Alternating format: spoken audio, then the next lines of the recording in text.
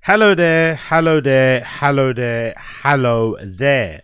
Welcome back, welcome back, welcome back to the Agostinho Zinga show with your host, Agostinho Zinga, and this is episode number 1031. Episode number 1031 with your host, Agostinho Zinga. This is episode number 1031. How you guys doing? How you guys feeling? Great, amazing. Good to hear, good to know. Good to hear, good to know. How have I been? Pretty good, all things considered. Pretty good, all things considered. I've had a pretty good week, I'm not going to lie. All things considered, I've had a pretty good week. I've been running a bunch. Today's session of me running, I felt like I've been the lightest on my feet that I've been since I've started running again. Me prior, I used to put in the good old 20 miles per week, but now I'm starting to feel my body. I'm starting to feel my body become a little bit lighter. I'm starting to feel like I can hold my runs a little bit longer, and I'm feeling really strong. I can't wait for my little 5K I'm going to do tomorrow. I'm really freaking enjoying it, and I'm feeling like the weight is kind of melting off of me so far. It's melting off of me so far. I put on the jacket I hadn't worn in a while and recognized the back was a little bit loose. The arm sleeves weren't as fucking tight as they were in the past. I'm thinking, Jesus. Obviously, most of it has to do with the fact that I've been doing weights because my left elbow is still a little bit janky, right? My left elbow is still a bit janky, so I haven't been able to do weights really. So I've been really banging on the cardio, but it is quite nice to feel. I haven't got a scale yet. I need to buy a scale, hopefully. Maybe I'll buy a scale tomorrow. I haven't actually bought a scale yet, but I can tell by the clothes that I'm wearing. I can tell by the way it starts to sit on my body that the pounds are melting. They're literally dripping off of my body, and which is absolutely fantastic. Absolutely fantastic. Mostly for the running side of things. Because running is hard anyway, right? Running is very difficult. I would go as far as saying that I think running is way harder than going to the gym. I think going to the gym, lifting weights, whatever else it may be, doing circuit training is way easier than running. Like actually running for like 3 miles plus consistently, like 3 times a week, is really difficult to do. But running is made even harder if you've got extra weight that you're carrying. If you've got extra blubber that you're carrying, running is even harder to flip and do. So I'm so happy that I'm finally getting to a place where my running is starting to feel a little bit cool, a little bit normal. I'm not straining as much as I was before in the beginning, but again, like I did in the past when I was running loads of half marathons and doing those races around the world, mostly it comes down to just putting more effort in, unfortunately. Running, like a lot of things, the only way you get better at running is by more running. You know, that's one of the annoying things about running. There's no cheat code, all of those like couch to 5K things. Yeah.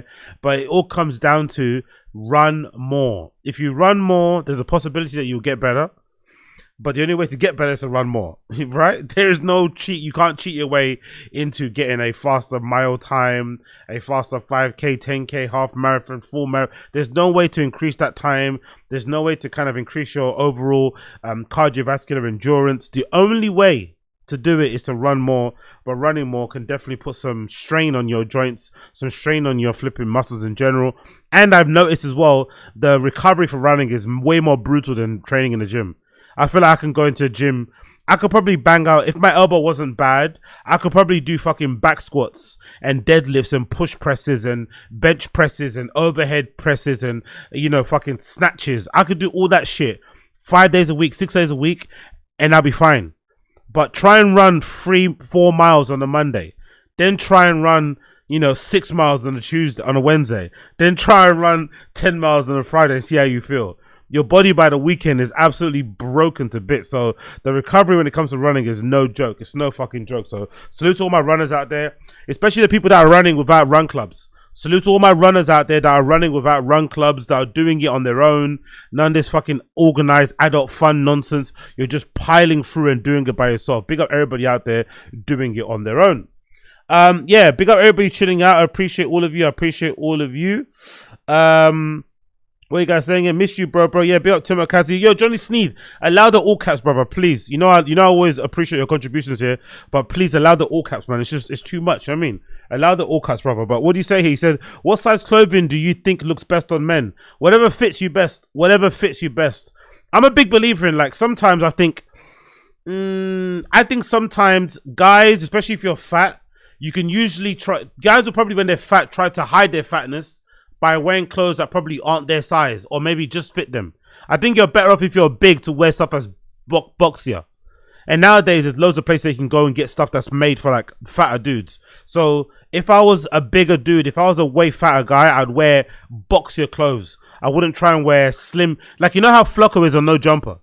You know Flocko on No Jumper? He tries to wear like the fat version. No, the fat boy version of skinny clothes.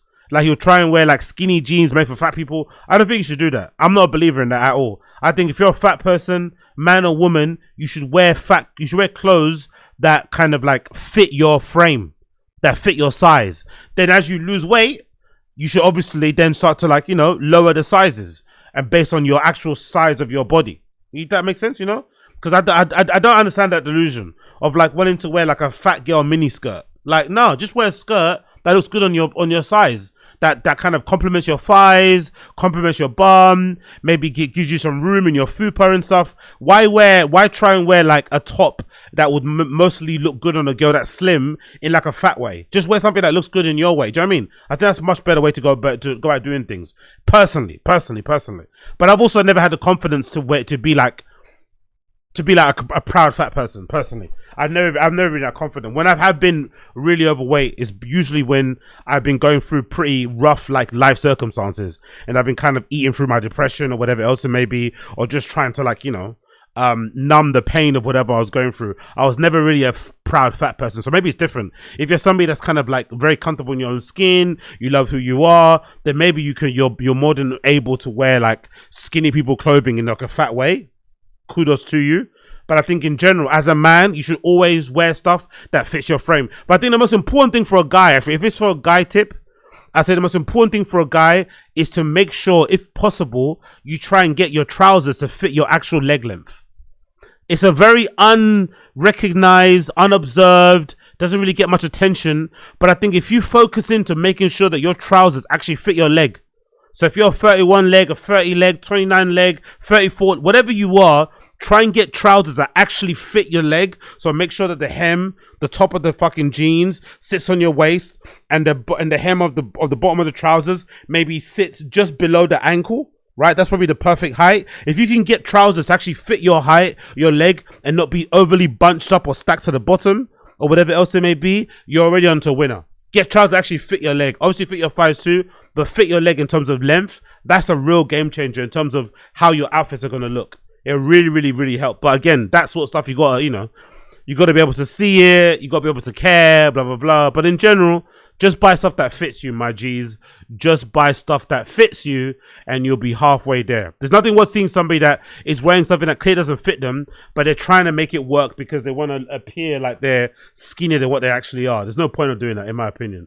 There's no point of doing that. But again, what do I know? Absolutely nothing. Bigging up everybody tuning in. Appreciate you all. Let's get straight into the topics. I want to get straight in to the blood clot topics. The first topic I want to talk about here is regarding Tems. Tems sat down with this lady called Courtney EO. I think that's the same lady that did the really cool documentary video feature on Ashake. And she spoke about something that I think a lot of women probably struggle to deal with, and I think a lot of guys probably get themselves in situations of. And she's talking about men and their constant need to always go for the end goal and not maybe work up when it comes to the, you know, romantic attraction, seduction thing when it comes to girls. I think it's a very interesting point that I want to kind of elaborate on further. But let me play the clip of Tems complaining that men always want to penetrate and don't really want to fall in love. Let's play the clip. Have you been in love before? A lot of guys, they're very obvious. There's no agenda but to penetrate.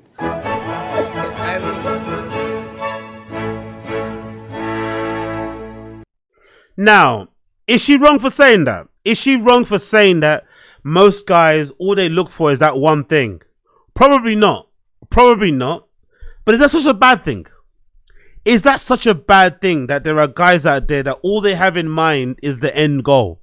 They don't really care about what happens in between. They just want the end goal. They see you, they see something that they like, and they want to get in that thing. What is the problem with that? Now, the problem with that comes about is this.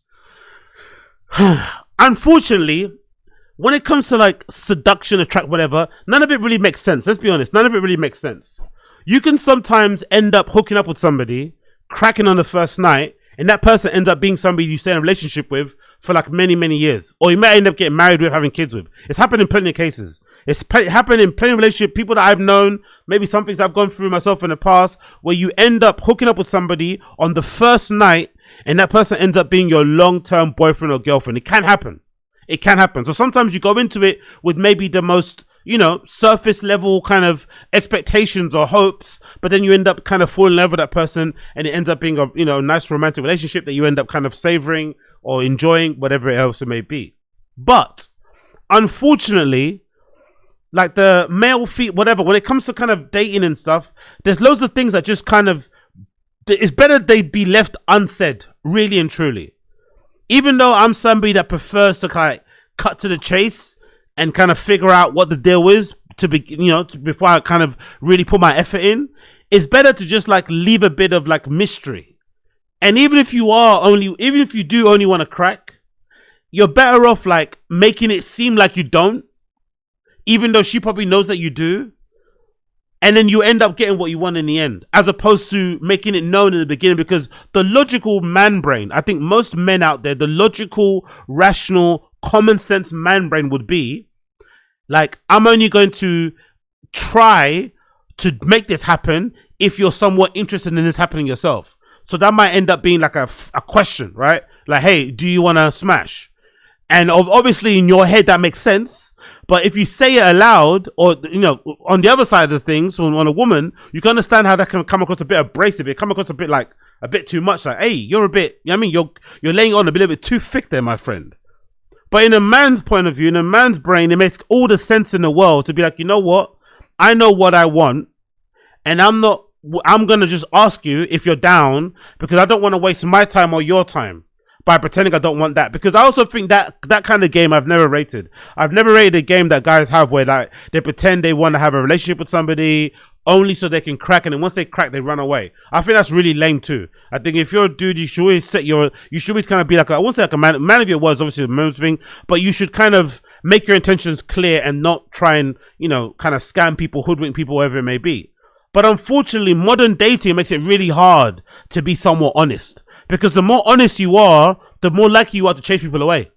Really and truly. It doesn't really work that way. If you're really, really honest, if you really say what's on your mind at all points, you're going to chase people away. You're going to have people block you, have people unfollow you. You know what I mean? It's not going to end well for you. So you kind of have to play into the mystique and the mystery of it. You really do have to play into the mystique and mystery of it. But I also think for women, some of them probably miss out on the opportunity to get with somebody that could be good for them just because they have this weird kind of like notion that cracking on the first night or whatever is somehow less valuable or makes you look like more of a whore than if it happens on the 6th or 8th. I don't get it. I really don't understand that. I really don't understand that idea. If anything, obviously attraction is important. You have to make sure you're comfortable with that person. If it's not going to be, if you don't feel like it, it's not going to feel like it. Especially when it comes to women, a lot of it's kind of tied in with their minds and stuff, as opposed to men who can kind of just do it without even thinking too much. But I do think women especially are missing out on the potential of meeting somebody, maybe potentially the love of their life, by having this idea that just because he wants to penetrate, as Tems mentioned, that he's not worthy of any type of investment. He's not worthy of anything long term just because he has that one intention. You never know. Once you get past that intention, there could be a good guy there. There really could be a good guy there. It really does depend. But unfortunately for men, we have to play this weird game where we kind of have to pretend like we don't want it, even though we do, right? But then if we say we do, it definitely is going to, like 9 times out of 10, if you're completely honest with every single woman you get in contact with or come across with about your intentions, you're most likely going to chase them away. You're most likely going to make them, not chase them away, you're most likely going to make sure that that doesn't happen. It's almost guaranteed. The more you kind of chase it, the more it's not going to happen. And the moment you try to not chase it, act like you're not interested, that's when it happens. But then usually if that happens, it can also play into your like douchebag side, because now you've seen how easy it is, you might then start to take the piss, you know? So it kind of, it's a bit twofold. But I think in general, there's too much there is too much kind of like bad stink put on the notion of people cracking on first night. I don't think it's that really bad. I think it's kind of a case by case circumstance. I really don't think just because you make somebody wait for long that makes you way more of a better person and that makes that person more. So it doesn't mean anything really. It doesn't really mean anything. If anything, what we should all be doing is we should all be trying to make sure that we're with people that we actually like as human beings. That's what we should be doing to begin with. We should all be trying to make sure that we people, like even when it comes to workplaces, we should always be making sure that we are working in places with people that we actually like. You know, I guess the money's important, I understand, but we should maybe trying to make sure that we are at places where we actually like the people, we don't mind the product or the services, and we're trying to put our best foot forward. Same when it comes to relationship. Let's try and be with people that we actually like as human beings, people that we would be happy to hang out with, have a drink with, even if they weren't fucking swapping saliva with them. That might be the best place to start as opposed to going down the penetration side of things. But again, what do I know? What do I know? Absolutely nothing. Absolutely nothing.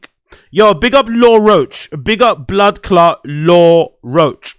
Lil Roach decided to unlock, to uncover, to open the door, to pull back the curtain on his amazing wardrobe of outerwear, jackets and coats. And I am gagging. I'm all over it. I'm all over it. This is the kind of archive. This is the type of collection that I, hope to have one day in the future, specifically when it comes to coats and jackets. Specifically when it comes to coats and jackets. Some of the stuff that Lil Roach has in his wardrobe, absolutely fantastic. And what I love about it is that he's only showing us a little bit. He's not showing us the whole thing. I think that's something that's kind of been, it doesn't get spoken about enough in fashion circles because everybody kind of shares everything. I remember growing up, there was a thing where you never shared your pickups. You never shared when you bought stuff. You just stepped out with wearing it, but you never actually shared what you actually bought. You might say it, but you don't share pictures. Nowadays, everyone's sharing hauls. They're sharing pictures. It's all over the place. But I prefer the kind of like keeping stuff close to your chest, keeping some cars close to your chest, because some people don't have any of their own taste or their own style. They see what you're wearing, then suddenly they want to jump on it and cat it, and then suddenly the thing that you wanted, the price has now been completely jacked up because everyone's now copying you and following you. So sometimes, especially if you want to build an archive and you're in the fashion circles, it might be advantageous to just like hold stuff to yourself, because when people start to realize that what you're into is somewhat coveted, suddenly the price gets jacked up. Like, so I can understand why he's a bit more secretive, and I would be the same way because I don't necessarily like to show my wardrobe. I just step out and wear what I wear. But big up Lil Roach, incredible wardrobe, incredible wardrobe. This is one of the most special pieces in my collection. This is, it makes me want to cry actually. It makes me emotional. This is fashion. So this good. is fashion history. Your favorite stylist could never Love it. Love it. Love it. Love it. like this. So beautiful. I just want to show y'all some of the important pieces in my collection now. Alexander McQueen, Full Winter 2010. God almighty. God almighty. That coat is beautiful. Like to keep close to me to play in. Wow, show us your clothes, show your... Like, it's so funny because people assume that I got a lot of clothes. Woo-hoo-hoo. Comme des garçons home, please. Look at that overcoat. Like, oh my God. Look at the lining on it. Look at the lining, the different colors, the pinks, the oranges, the greens, and the little section that pokes out to the end. The kind of sky blue section that pokes out makes it look like, almost looks like a dress. Almost look like you're wearing a dress underneath it. Oh my God. That's the thing. Comme des garçons home plus in general is something that I don't think is collected enough. I don't think enough fashion, especially men, there's not enough, and that's a good thing actually. I think Comme des garçons shirt, Comme des garçons home plus, none of that stuff is actually collected or covered the way it should be. I remember there was this one guy. What show was it? I think it was a show that I forgot the girl's name again. Lord forgive me. Fucking what's her fucking name, man? Lord forgive me. What's her fucking name? Lancey Foe's ex-girlfriend. I remember she was on this show where I think that's what she was discovered. Lancey Foe's ex-girlfriend. Her name fucking escapes me. She's a model, a proper runway model. She was discovered on this reality TV show in England that was about models, and it was about a model agency. Sorry. and she was scouted on that show. And I remember one of the model agents at that particular agency, some guy, he used to be dressed amazing. He'd always be wearing Comme des Garçons shirts with like nice trousers and like Clark desert boots and stuff. Like, he was swagged out. I remember watching her thinking, fuck, where are those fucking shirts from? I think that might be the same time that I found out who Dixon was, because I remember Dixon wearing the same shirt that he had, and I recognized the Comme des Garçons shirt. But I'm pretty sure that was around that era. But I love most Comme des Garçons shirt stuff always has some, or Comme des Garçons in general, men's stuff, any homeless, usually has some sort of like patchwork, combined kind of like patterns or colors and different. It's just amazing. But this particular trend she's got on is absolutely sublime, especially with the zip down the middle. Wow, wow, wow, wow, wow. The assumption is right. Oh, look. Oof. Vintage Prada, previously owned by Andre Leontele. My God. He's got so much stuff from Andre Leontele, innit? So much stuff. Vintage Vivienne Westwood. Beautiful. This might, I don't know what season Mugler this is.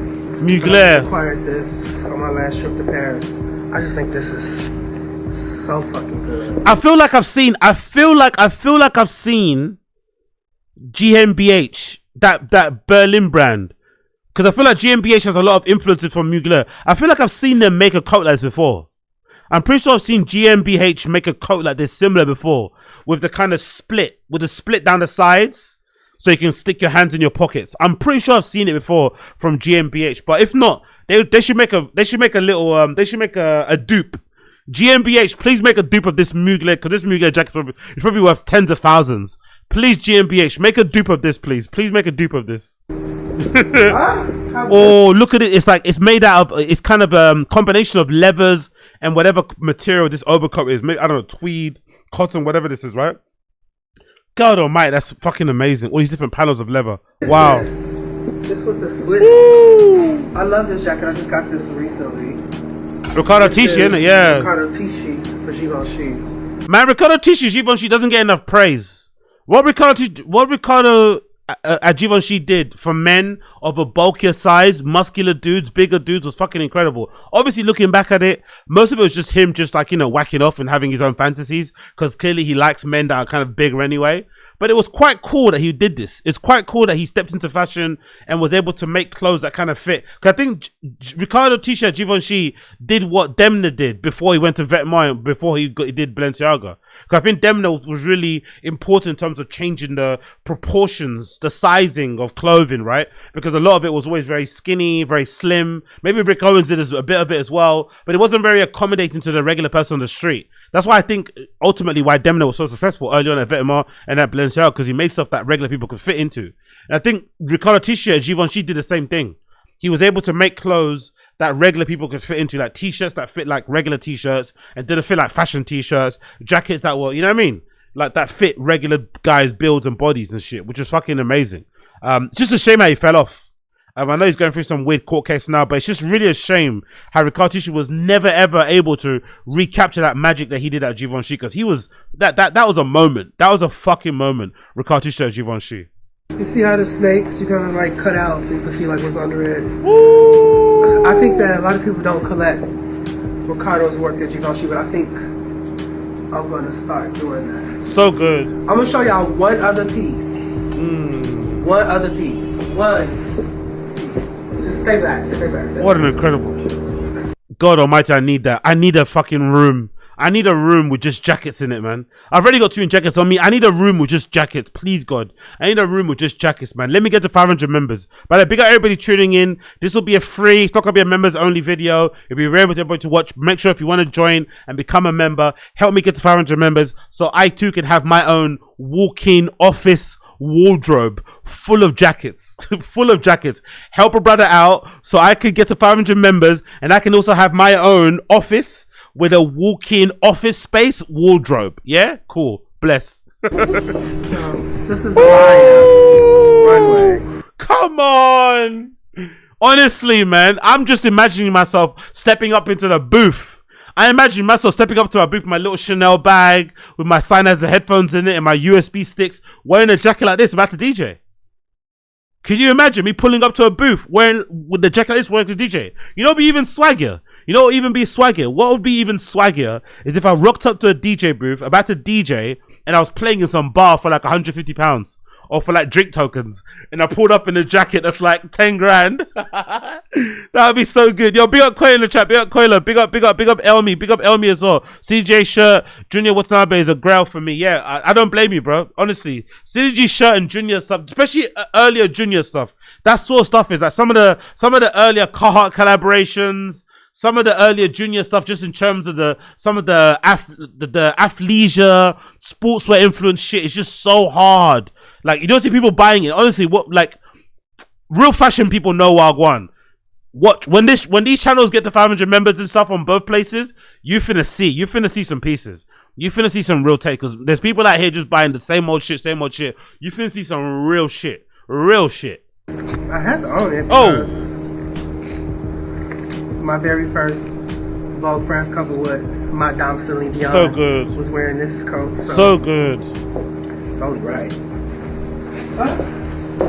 So hold on, on that cover, is that a coat that they flipped into a dress, or is that a different thing on the cover?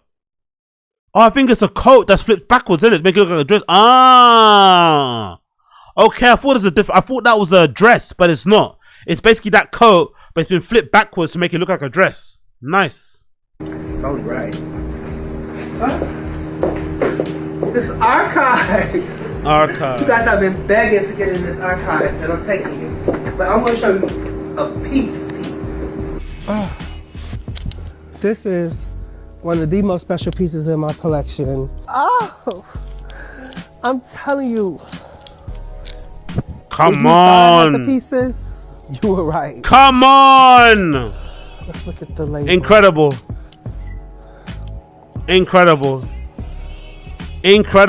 God damn. Just look at it, man. I have to wear this. The length on that. Look at the length on that. Look at the length. Look at the tail. Look at that. Just imagine stepping into a dance with that. Just imagine letting that coat just drag all through parts of South London, Hackney Wick, Neukölln, Frankfurt, Amsterdam, you know what I mean? New York. Just imagine letting that shit just trail along with you, man. Just imagine, man. Imagine. Just letting that shit trail as all the fucking itches behind you. All the Dems all behind you just trailing, trying to get a crumb of your clout. Just imagine you just stepping in there, covering yourself like that, right? No buttons, by the way. You cover it chicly. That's a chic way to wear your jacket. You don't button your jacket. You place one lapel over that shoulder and you just held it there. That's how you really walk. You know what I mean? No buttons, no zips. You hold it there just in case you need to open up again and show people Wagwan. I need to wear this to the mat. Yes, you do. All you bitches are waiting for me to die so you can go to mine. Okay, cut. Honestly, big up Lil Roach, man. One absolute legend, one absolute G. Big up Blood Clot Lil Roach. We are not waiting for you to die. We just want to see more and more and more and more of your wardrobe, please, sir. We want to see more and more and more of your wardrobe, please, sir. Can we see some more? Can we see some more? That's what I want to know. Is it possible for us to see some more? Is it possible for us to see some more?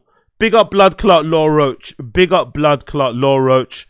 Big up Blood Clot Lil freaking Roach. Okie dokie, okie dokie, okie dokie. Yo, big up everybody tuning in as well. Appreciate every single one of you. You know how it is. We're outside. We're doing the damn thing. We're approaching what we need to approach. If you're here and you're queer and you're ready to rock, make sure you like the stream down below. Smash the like button down below. Subscribe to the channel. As you guys know, I'm trying to hit 500 members on this channel. All you need to do to help me get to that target is to smash the like button down below. Become a subscriber. And of course, if you want to become a member also, you get access to member-only streams. This is not a member-only stream. This will be available to everybody to watch, by the way. But you'll also get access to member-only streams if you're that way inclined. I appreciate every single one of you. I appreciate every single one of you. Thank you so much as per usual. Thank you so much as per usual. Cool. Let's continue. Let's fucking continue. So as most of you guys know, if you've been paying attention to my YouTube channel, you would have seen my very emotional and very long and very detailed reaction to Ye at live at the SoFi Stadium night 2.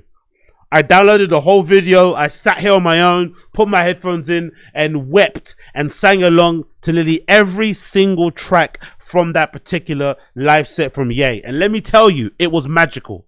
It was a magical experience. It made me believe again. It made me wonder. It made me ponder. It made me cry. It made me falter. It made me shout. It made me laugh. It made me happy. It was fucking amazing. And it reminded me of the greatness that is Ye. But you know what also reminded me of the greatness that is Ye? You know what also reminded me of the greatness of flipping Ye? It was the album Bully. So I've listened to Bully in full, back to front, front to back for the last, few days, few weeks, whatever. No, few days, I guess, since it actually dropped. I was able to listen to it in full when I went for a run earlier on this particular week, or last week, sorry. And let me just tell you this. Some people have said the album, Ye's not really saying too much. I don't mind that. What I was really looking forward to was listening to production and also looking forward to seeing no AI. And so far, I haven't been able to really pass any of the obvious AI stuff he's been doing with previous albums. So it seems like he put a lot more effort into this to make sure that he kind of appeased the fans, got rid of the AI or kept it to a minimum. But what I really enjoyed about this particular album was that he gave us a side of him which you don't usually get. I think in the last few albums, everything's kind of been a lot more braggadocious, a lot more brash, a lot more confrontational, a lot more just fraught with like issues. Obviously, he's been going through his own mental health issues and stuff. But I felt as if Bully was probably the most sober, the most calm, the most to the point, the most reflective, the most appreciative we've heard of Ye in a while. I'm not gonna lie. I feel like this was the most appreciative of his success and thankful that he's still here and appreciative of the fans for sticking by him album that we've ever heard from Ye. I think so. I think he got that across expertly without doing too much. But I also love the fact he gave us loads of different sounds. He gave us loads of different sounds, loads of different vibes. He gave us an almost reggaeton type of thing with the Peso Pluma song. He gave us all different types of vibes in general. All different types of vibes in general. But the standout song for me is probably Damn. Damn might be the standout song for me. Damn, damn, damn. Did I ruin your plans? Plans, plans. Well, that's just how I am. Gave it all I had. My feelings are the facts of it. It's more of me tonight. Ah, come on, man. I was singing along to this shit so much when I played it the first time. I've had this song on fucking repeat. Damn for me is worth the weight in gold. Overall, I think the album's very strong. Obviously, I think it favors more on the production side of things. I think lyrically, this is not Kanye's Ye's really top performance. But I still do appreciate that lyrical content wise, I'm not being met by so much brashness, so much conflict, so much aggression, so much like pain. You know what I mean? It kind of sounds like he's somber. It sounds like he's settled, like he's chilled, like he's content, like he's happy. You know? Like, that's what it sounds like. He's happy, but not even like in a fake way. Like, okay, cool. I'm happy with the place I'm at now, with a place in life, with my relationship, with my business, with my family, like this co-parenting thing. He just sounds like in a good place, you know? Even the bragging stuff sounds like it fits, it makes sense. It doesn't sound like it's over the top just for the sake of it. You know what I mean? He's letting his nuts hang, but not letting he's letting his nuts hang, but he's not letting his nuts hang on your head. You know, that's the previous thing about Ye. In the past, right, was also like saying he's not going to get any help. He's gotten the help. He said his apologies. He's trying to make amends, but he's still reminding you that he's the fucking greatest. The album is sensational. Then add on to this, the activations. They did these listening parties all around the world. We did one in London. But I'm not going to lie, when I saw the advertisement, I thought it was fake. So that's why I didn't buy a ticket. But I wasn't going to go anywhere. But I did see the advertising in London. They had these like listening events where I think, if I'm not mistaken, most of them were the same. Where they had like a wrestling ring and it was covered in that kind of sheet. That's also a projecting sheet type of thing. And that people just playing the music in open space. Ye wasn't even there. And I saw video clips of people in the London fucking listening event going crazy, running around the space, singing along, dancing with each other, like just talking. It was so fucking cool to see this like ability to like have people congregate and listen to the music, because that's something that I feel like doesn't happen enough anyway. Like a chance to listen, like if there's a prominent artist, I've always said like it's such a shame that an artist like Drake drops an album and you don't really get a chance to listen to it loud front to back for the first time. So it's cool that Ye does these sort of activations where he allows people to listen to these things like together all at once. Because before in the past, these group kind of listening sessions were done in a way so that they could kind of improve the album. You know, it was sort of like a market research. Okay, let's play this stuff out loud. Let's see what people respond to. We're going to tweet this, tweet that, tweet that, da, da, da, da. Instead, this was just a chance for you to listen to the album front to back with your fellow Ye fans, with your fellow Yeezy fans, with your fellow lovers of hip hop, whatever else it may be. So that must have been fucking cool for everyone that went to London. Big up everybody that went to London. If you had that show, you did fucking well. So you add all the activations, you add all the fucking billboards and posters, the vinyls, all this. I personally think, all intents and purposes, when you add all those things together, you can't not give this a less than a 9 out of 10. You can't, especially when you consider everything he's been through, the lack of promo, the lack of industry co-sign, everything else in between. The production list is so stellar, so high level, so fucking stellar. A slight criticism I'd say is maybe again lyrical content, and maybe some of the vocals kind of feel like they're buried too deep in the track sometimes. But I don't know sometimes with Ye if that's on purpose, because I heard some of the tracks played live. Like for instance, Father, right? This track Father featuring Travis Scott, I didn't like it personally. I didn't like the track.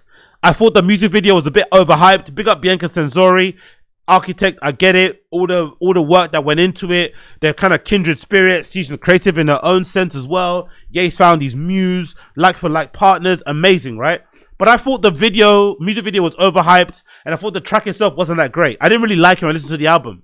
Then he plays Father in the fucking, at SoFi Stadium night 2, and Travis Scott comes out, and suddenly I'm fucking jumping up and down, loving every minute of it. So some of these tracks are like, sonically, they don't really hit you the way they should hit you when you listen to them yourself. But then when you performing them live with no backing track in a fucking arena full of people singing every word, suddenly you're like, oh my god, this song fucking hits. Same thing happened to fucking Playboy Carti, right? When Whole Lotta Red came out. Whole Lotta Red came out. I was one of the people that didn't like Whole Lotta Red when it dropped. I fucking hated Whole Lotta Red. Then as soon as Whole Lotta Red is played live, everyone's going crazy. Everyone's going nuts when Whole Lotta Red is played live because it just hit differently. So maybe a lot of it has to do with that. But I think in general, Bully, in my personal opinion, gets a 9 out of 10. Bully, in my opinion, gets a 9 out of 10. An absolutely stellar album.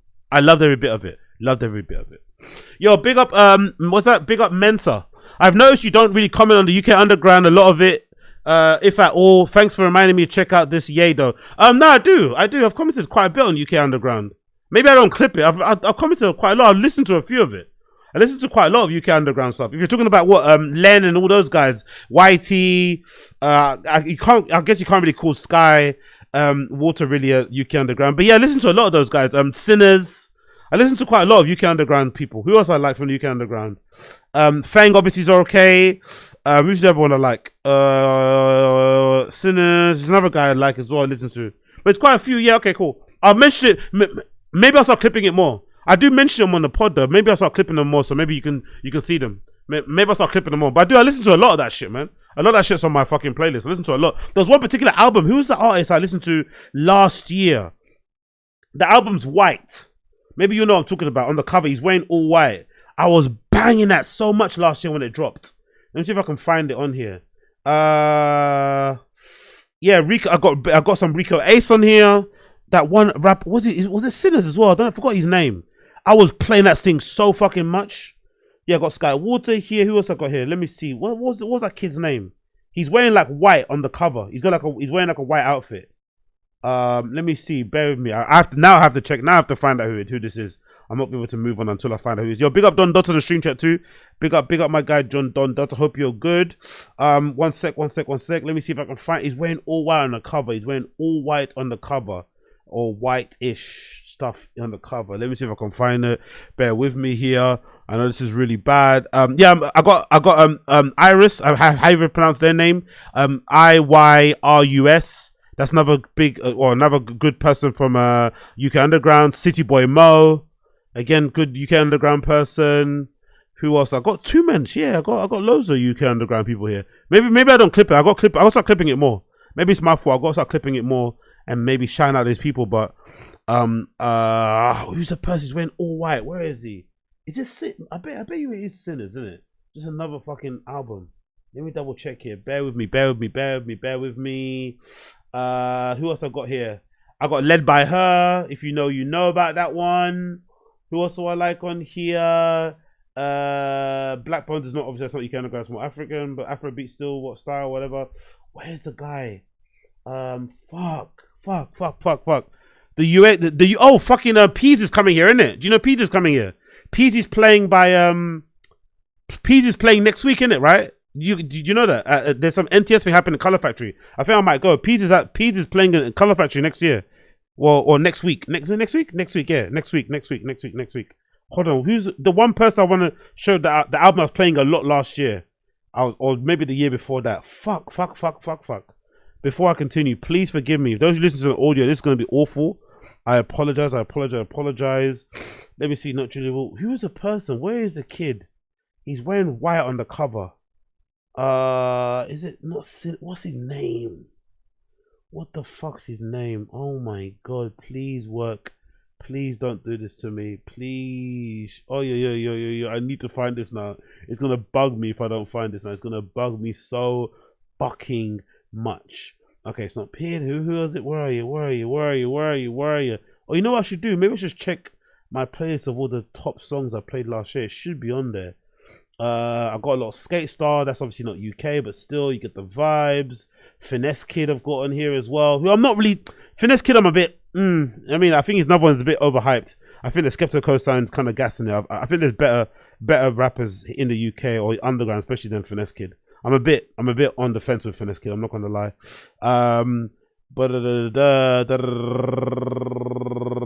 the one I don't like is that kid that's Christian. I'm not gonna lie. That one who they're trying to push is like the UK Kendrick Lamar. I'm not really into him too much. That one who's like I think he's gonna do a song with Dave or something. I've got he's young. He's really young.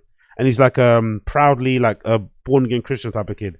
I'm not really a fan of that kid. I think he's given industry plant. Whoever that kid is, I forgot his name. He's given industry plant for me. That kid is given strong industry plant. I don't really like that kid too much. What the fuck is this fucking shit? See, now you made me wanna. Now I'm just sat here fucking scrolling my fucking albums list on Apple Music. Oh, I shouldn't be doing this. This is such bad podcasting. This is such bad podcasting right now, but I have to find this.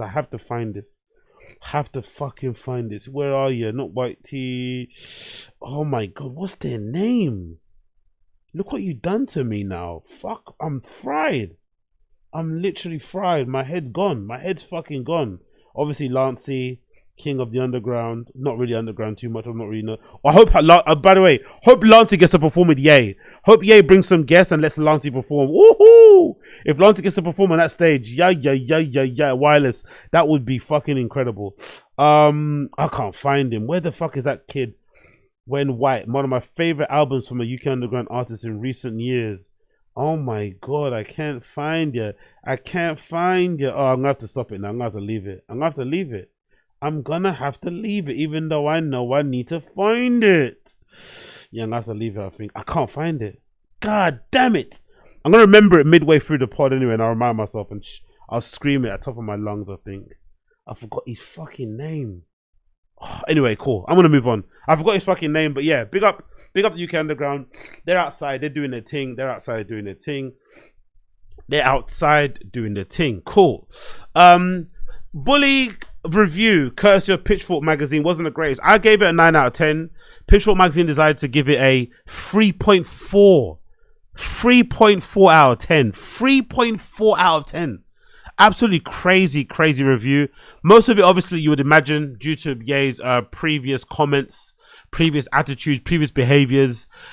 People, I guess some people are unwilling to let that go or to move past it, which is understandable, because some of the stuff that Ye was saying during that time when he was, really wilding out, you really can't walk back with just an apology, You can't walk that back with just one apology in a newspaper. It's not really going to do what you think it's going to do. So I understand, but I do wish we lived in a world where art could just be judged for the art itself and not be, not take into account what the person is actually like outside of the music. Because in my personal opinion, and I've always said it, unfortunately, for better or worse, the people that make the best art are the most flawed. They're the most damaged. They're the most controversial. They're the most disagreeable. It just is what it is. Like, most artists that are well-to-do, goody two-shoes don't make good music, don't make good art. If you're a little bit tapped, you're a little bit screw loose, you're a little bit all over the place, you might have, like, suddenly your art becomes amazing too, because, all of that fucking stuff that you do in your life probably feeds into the music. Or maybe you approach things in a wholly unconventional way due to your very unconventional, controversial, sometimes upsetting way of life. So I wish we could do that, more so, as opposed to just, having this way of like reviewing music, viewing art, and not being able to get past the actual artist, like be able to separate those two things. But it's not likely considering the world we live in. It's really, really fucking not likely. Let me read a little bit of the article here, courtesy of Pitchfork, of the album review for Bully. Let's see what it says here. This is courtesy of a writer called Kieran Press Reynolds, of course, 3 names, of course. After a public apology, he returns to music as a hollowed out shell of his former self. Brutal. The distortion field around Ye, the performer, and the Kanye West, the person, makes it tempting to treat this newest album as a glorious return to the artist, the one who didn't sell swastika merch.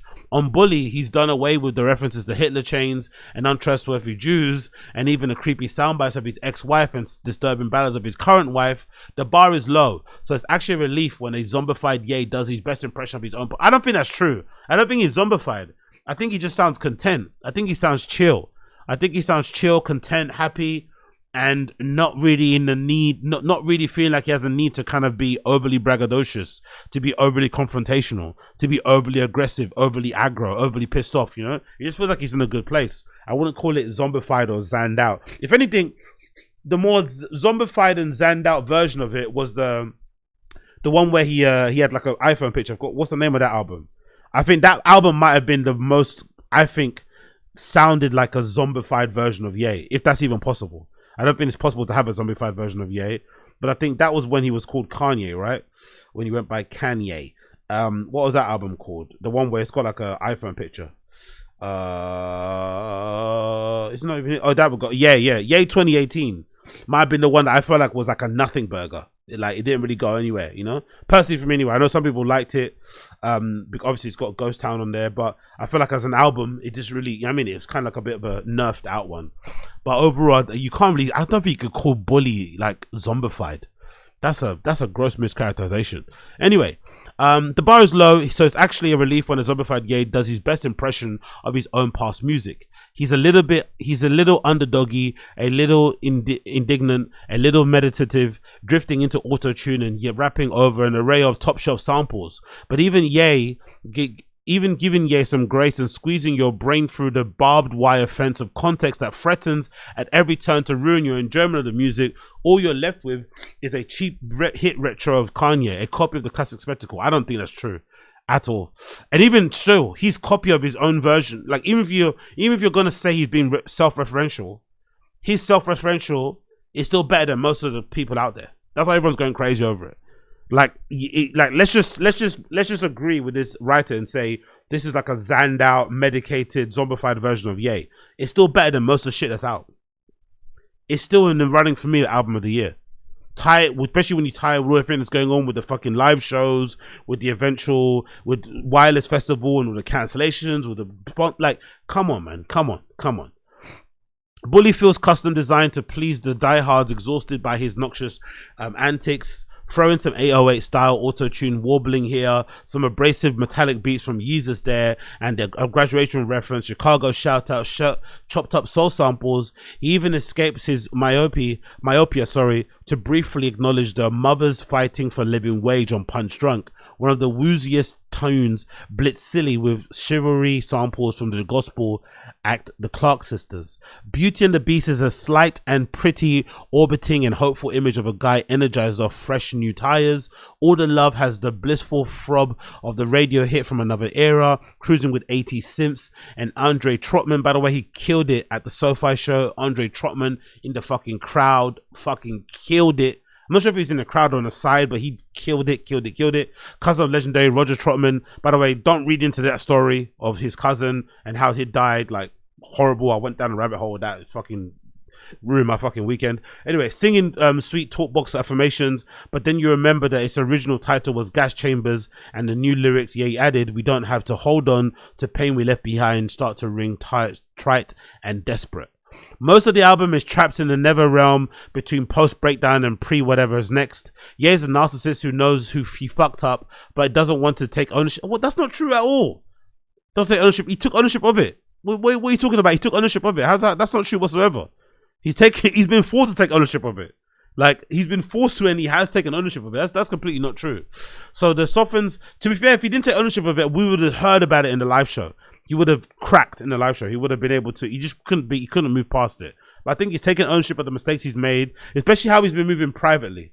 I've read from various accounts he's been reaching out to his actual friends in his actual friendship circle who are Jewish, who may have been offended from his past actions and deeds and creeds, and try to apologize and make amends. Some of them have told him to fuck off, but some of them have accepted his apology, but he's done that away from the cameras. So I think those type of things he never did in the past. So I think that's a very, I think, clear indication that he's trying to make amends. Unfortunately for Ye, much as I love the guy, I think some of the stuff that he said and did is just unforgivable to some people out there.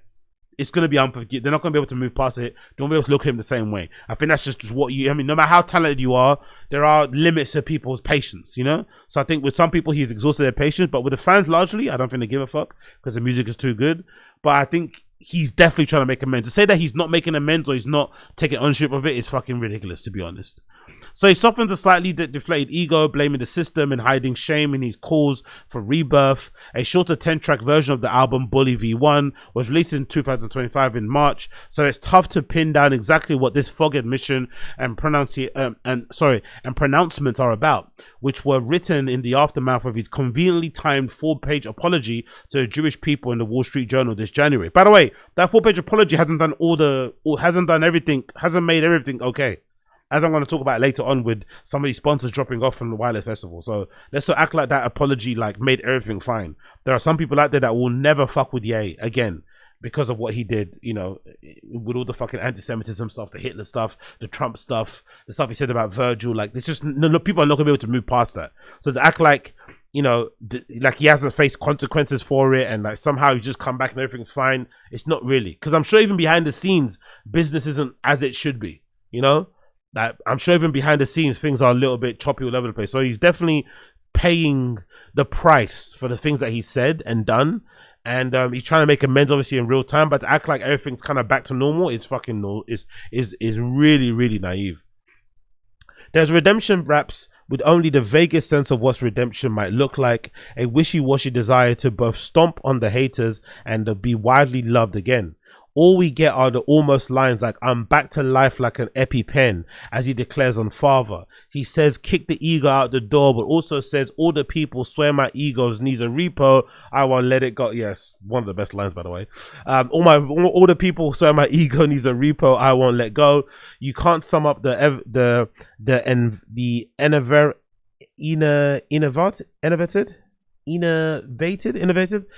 waffling of the murky shrug of the had to change of heart. I felt different at first, lot of pain, lot of hurt, but still would have been worse. Hopefully it means Ye's in a better headspace. I think he is, but why should anyone care, let alone give him kudos for such a weak introspection and a feeble characterless music? He can only make an effort in the right direction. He can only make an effort in the right direction. There should be always there should always be a way back for people. There should always be a way back for redemption. There should always be a route back to getting where you once was. But there has to also be consequences for your words and your actions, right? You are not free from that. No one is. Doesn't matter how talented or rich you are. You say some fucked up shit, people are going to respond to it, and however they respond is how they respond to it. But to act as if like the door is forever closed, he can never come back in, society should shut him out forever, that's not going to happen. He's too talented of a musician. And there's people like that generally don't give a fuck, you know, as well. That also plays a part into it. I think he kind of cultivated that over the years, having fans that kind of, you know, go out their way to kind of let it be known that they don't give a fuck, that they think for themselves. I think that's kind of helped him. But come on, man, come on. There should always be a route back, in my personal opinion. It feels like it feels empty, partly because of the shoddy scaffolding, and the majority of the songs are around 2 minutes or less and devoid of curveballs. I think that's what helps it personally. I think that's what helps it. Loads of R&B or hip hop kind of samples or soul samples. Loads of just great tracks. Not unnecessary beat switches for the sake of it. He gets across what he needs to say in the songs without making them overly wordy. The choruses work really well. Melodies work really well. I think he killed it personally. And a lot of these songs sound way better when they performed live. Like I said before, Father, I fucking hated it. As soon as you sound that shit live, I was going crazy. Damn is DOA, cycling through the same verse 3 times like a cursed hymn. I love it, by the way. One of my favorite tracks on the album.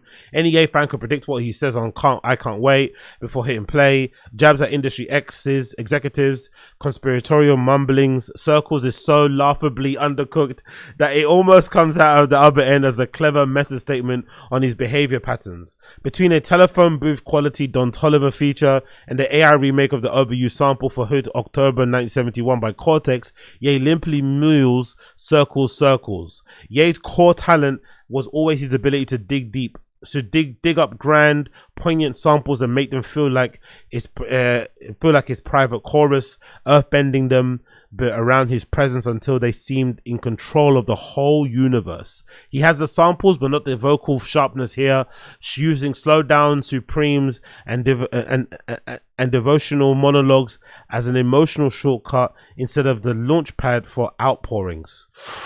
That basically saying a lot with that I said, but saying it in a more cunty way. Where I said I think a lot of the lyrics aren't really as punchy as they should be, but I still think they get across what he's trying to say.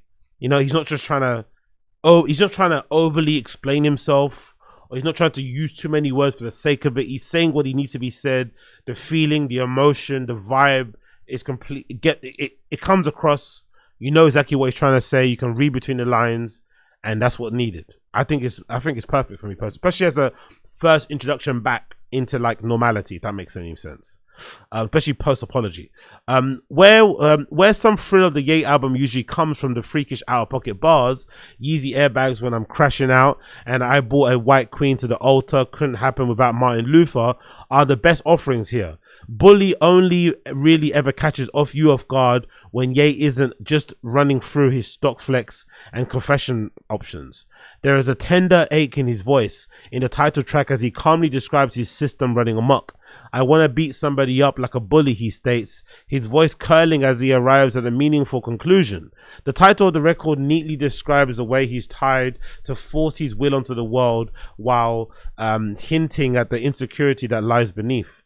The little boy lost inside a scrambled megalomaniac known as Ye peeks his head out on Mama's favorite, which includes a snippet of the dialogue between him and his mum from 2022 documentary Genius. While it partly feels like a tactic to stir up sympathy, come on, man. Using your dead mum's voice is a tactic to stir up sympathy now. Fucking hell, man. This writer's a hater. While it partly feels like a tactic to stir up sympathy, the sane wash his thoughts. Do you think I come off too arrogant? He asks his mum. No, you come off just right because it's what's inside, because you can't be a star and not be a star. Don the West assuages. It reminds you he's human who craves reassurance. Maybe Ye's flat tone is the reality of a middle age. He's 48. Or the toll of his alienated behavior. It could also be the result of a rushed mixing and frenzied last-minute re-recording, as he won't do. Since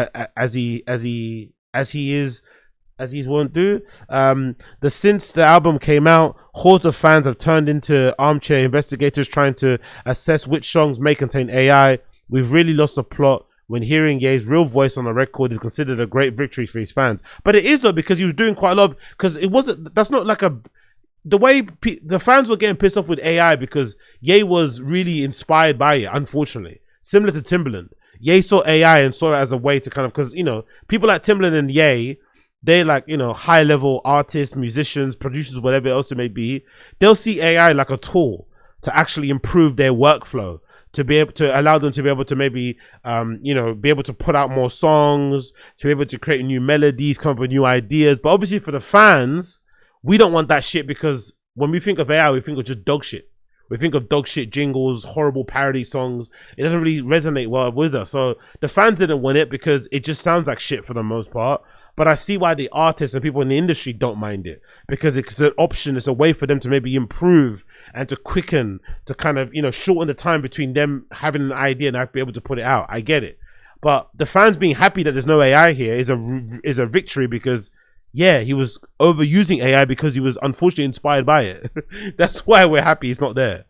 At the very least, Highs and Lows seems to use a hollow reproduction of the French singer's poems Soleil Soleil, which was refused to clear because Ye's political positions. The first passage of Preacher Man, where he teases the arrival of a light bearer to lead you home, has the over-perfect simulacra of the shimmer of an AI voice. But then it crosses over into a raw, seemingly human voice, which, if intentional, is an interesting effect, especially because it leads into some of the most traditional cocksure Ye lyrics of Bully.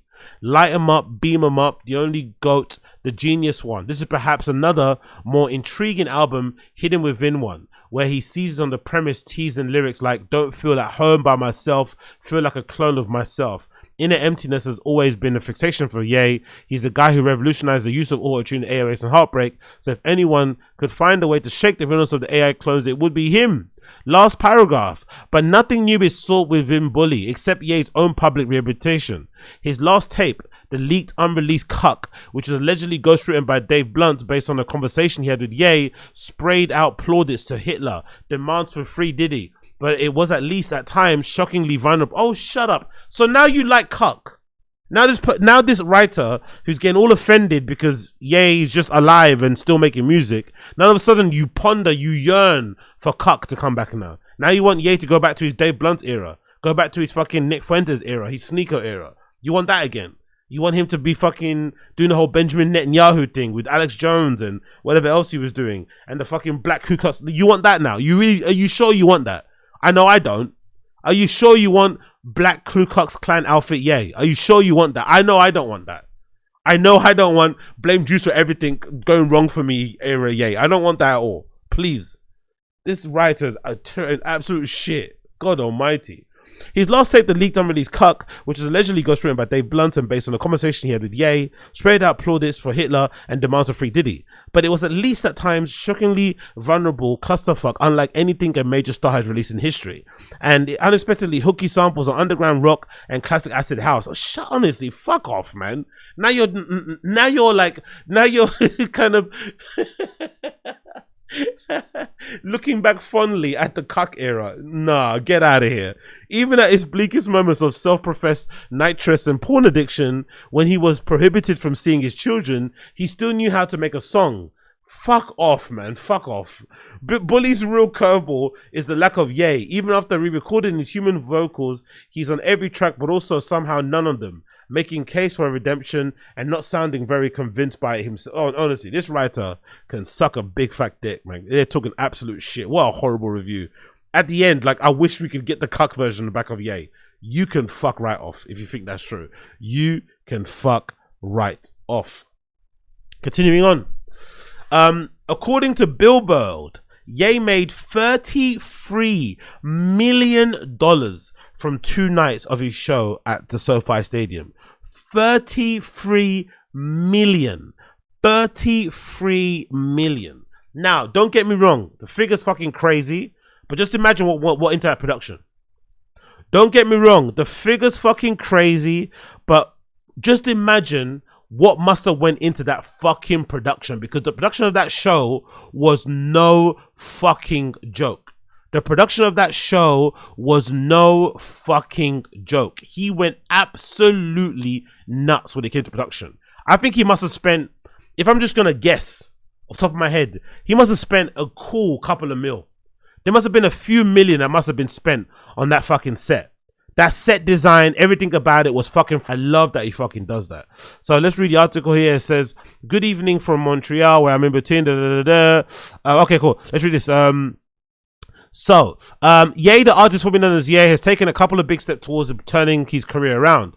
He sold out shows at SoFi Stadium in Los Angeles this past week, earning $33 million, according to people familiar with the numbers. His Friday show earned more than $18 million in ticket sales, said the people who declined to be identified because the data hasn't been cleared by public release. This is one of the highest grossing single shows in live music history. So that second show, featuring Lauryn Hill and her sons and shit, 18 million alone. The second show, $18 million.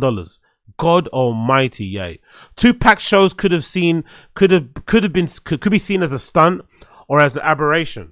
For all the recent problems, Ye still has loyal fans, but it's not just the ticket sales. His new album, Bully, is going to be the best-selling album in its debut week. #1 album, #1 ticketed event. Crazy. Corporations, most of whom have distanced themselves from Ye, are willing to do business with him again. Spotify put songs from Bully on its top playlist. The song Father was on top track of Rap Caviar and was in the top 20 of today's top hits. Live Nation, the world's largest content promoter, is partners with hip-hop inspirator Road Wave, whose company promoted the LA shows.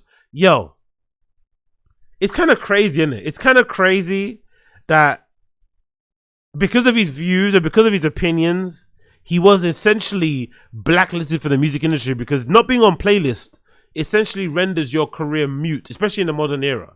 Being on playlists and being featured in certain places, that basically is your visibility. That's how you get in front of people's eyes, especially the regular person on the street. So not being on these playlists is a big, big deal for an artist. So the fact that he was not on them in the first place just because of his, somewhat displeasurable, controversial opinions is kind of wild, isn't it? Kind of fucking wild. There's people that on those playlists have committed actual crimes, actual fucking crimes. They're still on playlists, but he says some things that people don't like or don't agree with, delete from playlists. But I'm glad he's back on it. The tentative embrace from the fans and corporate America is a big step for an artist who's been public pariah for the last 3 years due to his repeated public outbursts, often involving anti-Semitism. Is this the start of a stunning turnaround, or the latest false promise from an artist who has been erratic? I think this is definitely a turnaround. I think definitely a turnaround, because I don't think the fans' patience can be tested anymore. I don't think so. I think there are some people, myself included, who don't think just because you got bipolar that's an excuse for you to be anti-Semitic. I don't think so.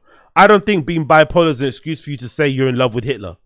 I don't think being bipolar is an excuse for you to say Donald Trump is like my real dad. It's a bit too much. It's a bit too much. So I'm willing to look past some of this stuff because the music is just too good. But I think Ye, especially at his age and the way society is, I think he's more than aware. If he does one more of these things, I think it won't ever come back again. I think he's aware that he's tested the fans and the public's patience too far, which is why I think he's doubling down with the music now. He's not giving interviews, he's not saying things, he's just giving you music, he's giving you experiences, he's giving you clothes and shoes, but he's basically shutting up for the most part. He hasn't really commented on much really in public in a long fucking time, which I think has been on purpose, because I think he knows if he does one more misstep, if he comes out and starts fucking talking about how R. Kelly did nothing, I don't know, whatever he comes out saying, or Epstein is getting framed, and I don't know, whatever. I think he knows people will just be over him forever, ever. There are some people who are over him forever, but I think he's realized now that now is the time to just focusing on the legacy, focusing on the talent, create great moments, give us great music, give us great fashion, whatever else it may be. But let's allow all the other shit. Let's allow the other shit because it's just not necessary. Especially because when you think about it, a lot of that stuff was coming from a really mean, especially the stuff about Virgil. I can't get past that. The stuff he was saying about Virgil was just coming from a very dark, mean, somewhat evil place, No one really wants to see that. No one wants to be a part of that anyway. So I can only imagine what Ye fans who are actually Jewish were going through, The fucking, the frazzling that must have been doing to their brain for an artist that they fucking look up to. And here he is, saying all of this fucking horrible shit about your people, about, it's just, it must have been such a weird place to be in. The whole swastika t-shirt, I don't know, just too much. So I think he realizes that. That's why he's focusing on the music. I hope so. I hope so. I hope so. I fucking hope so. But the live show, man, the visuals though, like production wise, like it's just incredible. Like no one does this. No one is doing it like Ye, really, production, which is a shame really, because I feel like more people should be pouring more money into their live shows. But unfortunately, a lot of musicians and artists don't have the luxury that Ye has with these unlimited resources. And some of them, the only way they make money is their live shows. So they can't really afford to overspend on their live show because they want to recoup some money. Because any money they're going to make. So I kind of get it. But Jesus, man, the thing that goes into it, like, look at this set. Look at this set design. Look at it with the globe. What's that? For Nixon's price, right? I'm going to tell you, look at that. Look at the people in the audience. Like, only one that comes close to providing these type of moments is maybe Bad Bunny, innit? And Bad Bunny, I think, is probably a student of Ye in terms of creating these big spectacles on the stage and stuff and creating moments people to kind of come out to and really enjoy themselves on. Because look at that. That is so fucking amazing. Like, really fucking sensational shit. He absolutely killed it. Ye fucking killed it. Fucking killed it. But there's a big problem. Ye's meant to be headlining all 3 dates of Wireless, right? Ye's meant to be headlining all 3 dates of Wireless, similar to what Drake did last year. I'm assuming you'll probably have some UK acts as well to pepper the fucking lineup and whatnot. But in general, everyone's looking forward to it. I think it's the first time Ye's been in the UK for like 11 years. Obviously, he couldn't come before that because of some of the anti-Semitism that was out there. I think there was a ban on him coming to the UK because I think there was a plan for him to come. Then it got, I don't think his visa got approved. Whatever it may be. Amazing fucking announcement. But this gig at Wireless is being put into jeopardy because a lot of the big sponsors, Pepsi is one of the main sponsors of, if I'm not mistaken, I think Wireless is like, on the flyer it says presented by Pepsi. I'm pretty sure it's like Pepsi presents Wireless. It's like one of the major sponsors of Wireless. So Pepsi has dropped out of Wireless, and I think Diageo, who's also one of the holding companies, the big, you know, drink liquors company that obviously we know mostly because of Diddy and the whole Ciroc thing, they've also dropped out. So Pepsi, Diageo dropped out. I think I saw PayPal also dropped out, who are a big partner in the Wire Festival because I think they were the ones that were in charge of running all the pre-sale tickets and shit. So these are some big sponsors for a festival. You'd imagine these sponsors probably pour a lot of money into the festival.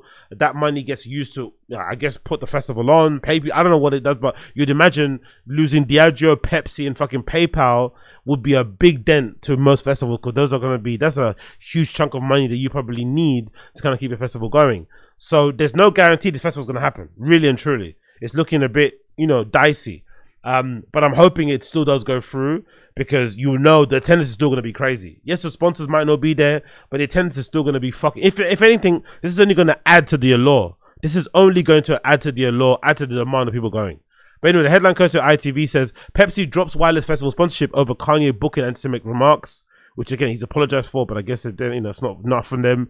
It says beverage company Pepsi has withdrawn its sponsorship for the Wireless Festival after the event booked Kanye West as a headliner. Pepsi, the main sponsor of the Wireless Festival under the heading Pepsi Presents Wireless, withdrew its support after the festival booked West, also known as Ye, for headline of July Finsbury Park show. By the way, this is a bit performative.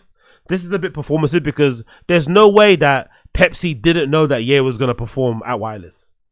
You know, they were probably more aware than we were because they're the fucking main sponsors. They were going to be told. There's no way that they didn't know. There's no way that they didn't know what he was going to perform. He was going to headline all 3 days. So they're doing this mostly because of the public backlash and the public outrage that he's going to be back again, you know? Because I think it's weird because it feels like it's been staggered, the outrage. It feels like when he was announced he was going to headline the shows, everyone was like, no one really made much of a stink. I don't feel like I heard many negative comments online. And as soon as he started to perform well, as soon as the SoFi shows happened and they went really well and people were getting excited about Ye on the timeline again, the haters came out and reminded people, oh no, he said all these things, and they kind of got the hate train running again. But I feel like when it was first announced, because I feel like the Wireless headlining sets were announced before SoFi, I'm pretty sure. In terms of the timeline, I'm pretty sure the SoFi dates, the Wireless headlining dates were announced, then the SoFi dates happened, and then everyone reception to SoFi events and the live stream was fucking really good, and then everyone that didn't like Ye got online and basically brigaded or, you know, did what they need to do to get all the brands to like jump off. So it's really, but I'm pretty sure Pepsi, being the #1 sponsor for Wireless, knew that Ye was going to perform. So this feels very performative for me. A Pepsi spokesperson told ITV News, Pepsi had decided to withdraw sponsorship of Wireless Festival. The move follows criticism of the Prime Minister Keir Starmer, who called the booking deeply concerning. The rapper also had widespread criticism in recent years after he began voicing admiration. It still fucking honestly fries my brain that was actually a moment, you know, voicing admiration for Adolf Hitler and the series. I still can't believe that was a moment. Like, I still can't believe that was a thing.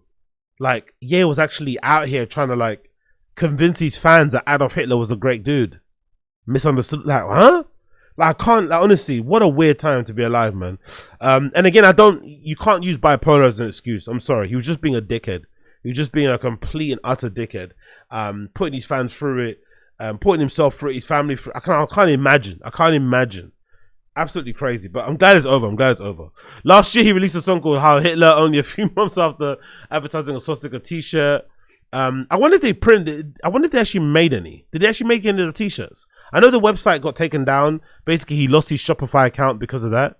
But I wonder if any were actually produced or manufactured. Did people actually get them? I wonder. As first reported by The Sun on Sunday, Starmer said it's deeply concerning that Ye has been booked to perform at Wireless despite his previous antisemitic remarks or celebrations of Nazism. That's the freedom of speech thing. You're free to say what you want, but you're not free from the consequences. And I think Ye has to be okay with the idea that you said what you wanted to say, you wanted to be the freedom of speech. Because I think part of it as well, like, that's the thing that really pissed me off about the Ye Adolf Hitler stuff. I don't even think he was like trying to be a Nazi or trying to be an anti-Semite. He was just trying to say the things. He had this weird thing in his head where I have to be able to say what I want to say. I am a god. I'm the richest person in the world. No one can police my language, type of thing, right? Like, he kind of took it as an offense that someone will tell him, hey, you can't say that. Why can't I say that? I'm going to say it. And if you keep telling him not to say it, he'll say it louder.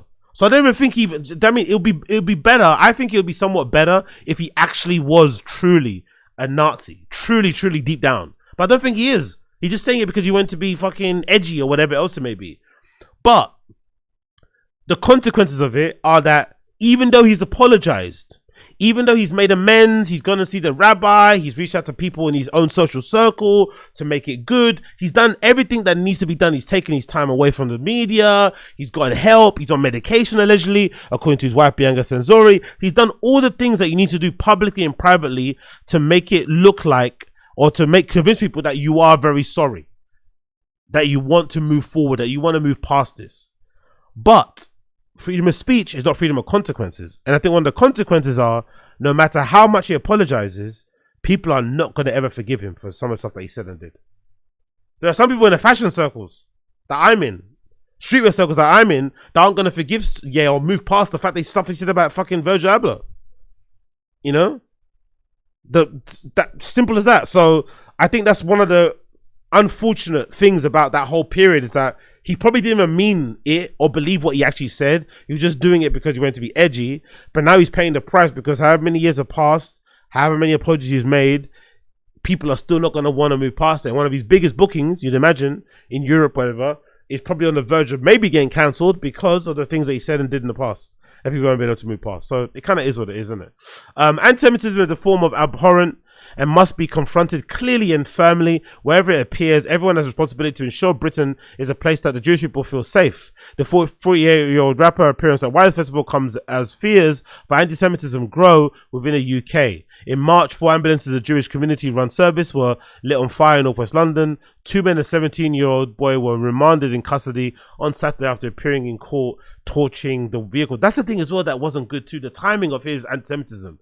When the right wing and the Conservative Party were all about that and shit, like, like, for somebody that preaches love and shit, he did create a lot of hate. He did create a lot of, like, he did kind of facilitate a lot of hateful shit around him, you know? For someone that's very, you know, pushy about the whole love thing, like, it wasn't a very love yay moment. It was a very hate yay moment. In October last year, 2 men were killed in an attack in Manchester in the synagogue.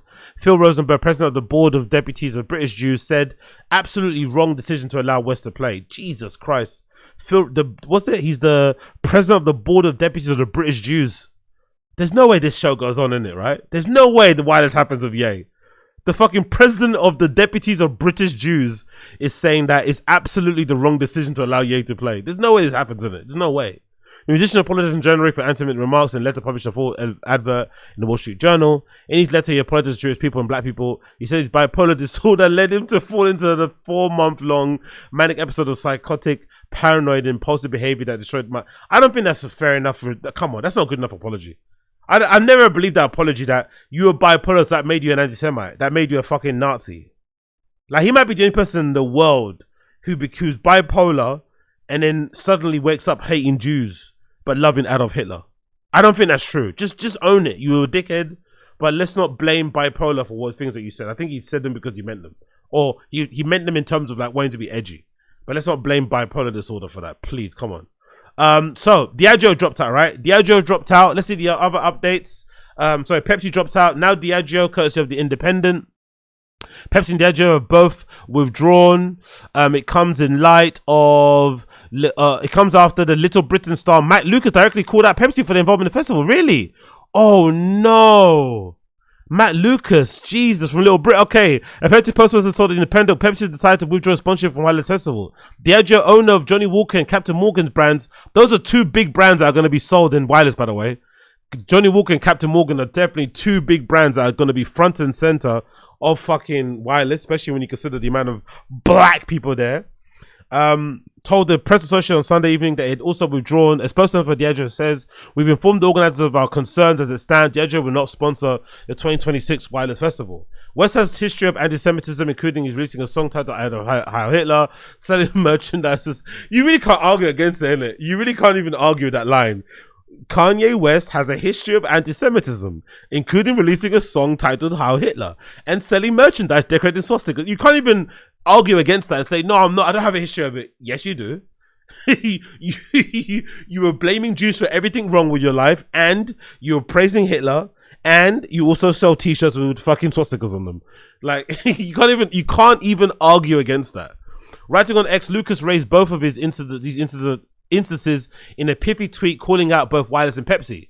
He says, have you released a song called Heil Hitler? Have you sold t-shirts with swastikas on them? Have you promised to go DEFCON free on Jewish people? If so, congratulations. You may be eligible to headline Wireless Festival sponsored by Pepsi. Rah! Matt Lucas got fucking cancelled. I don't blame him, by the way, because he is Jewish, isn't it? I get it, man. He's a Jewish guy. I fucking get it. Like I said, like, Ye's gonna have to live with this. He's got to live with this for the rest of his life. The things that he said during that time was just crazy.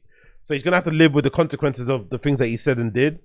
It is what it is, isn't it? You can't be too mad at this. The Independent has contacted Wireless Festival for comment. Pepsi withdrew from an event with a significant blow for the organizers, with Pepsi branding across Wireless sites. West is in the midst of a comeback tour, releasing his new album titled Bully, as well as touring the US. It comes to the heels of a rapper taking over an open letter with Wall Street Journal, apologizing for anti-Semitism and blaming his outburst on the side effects of the brain injury as well as bipolar disorder. Honestly, anything but him, by the way, anything but full accountability.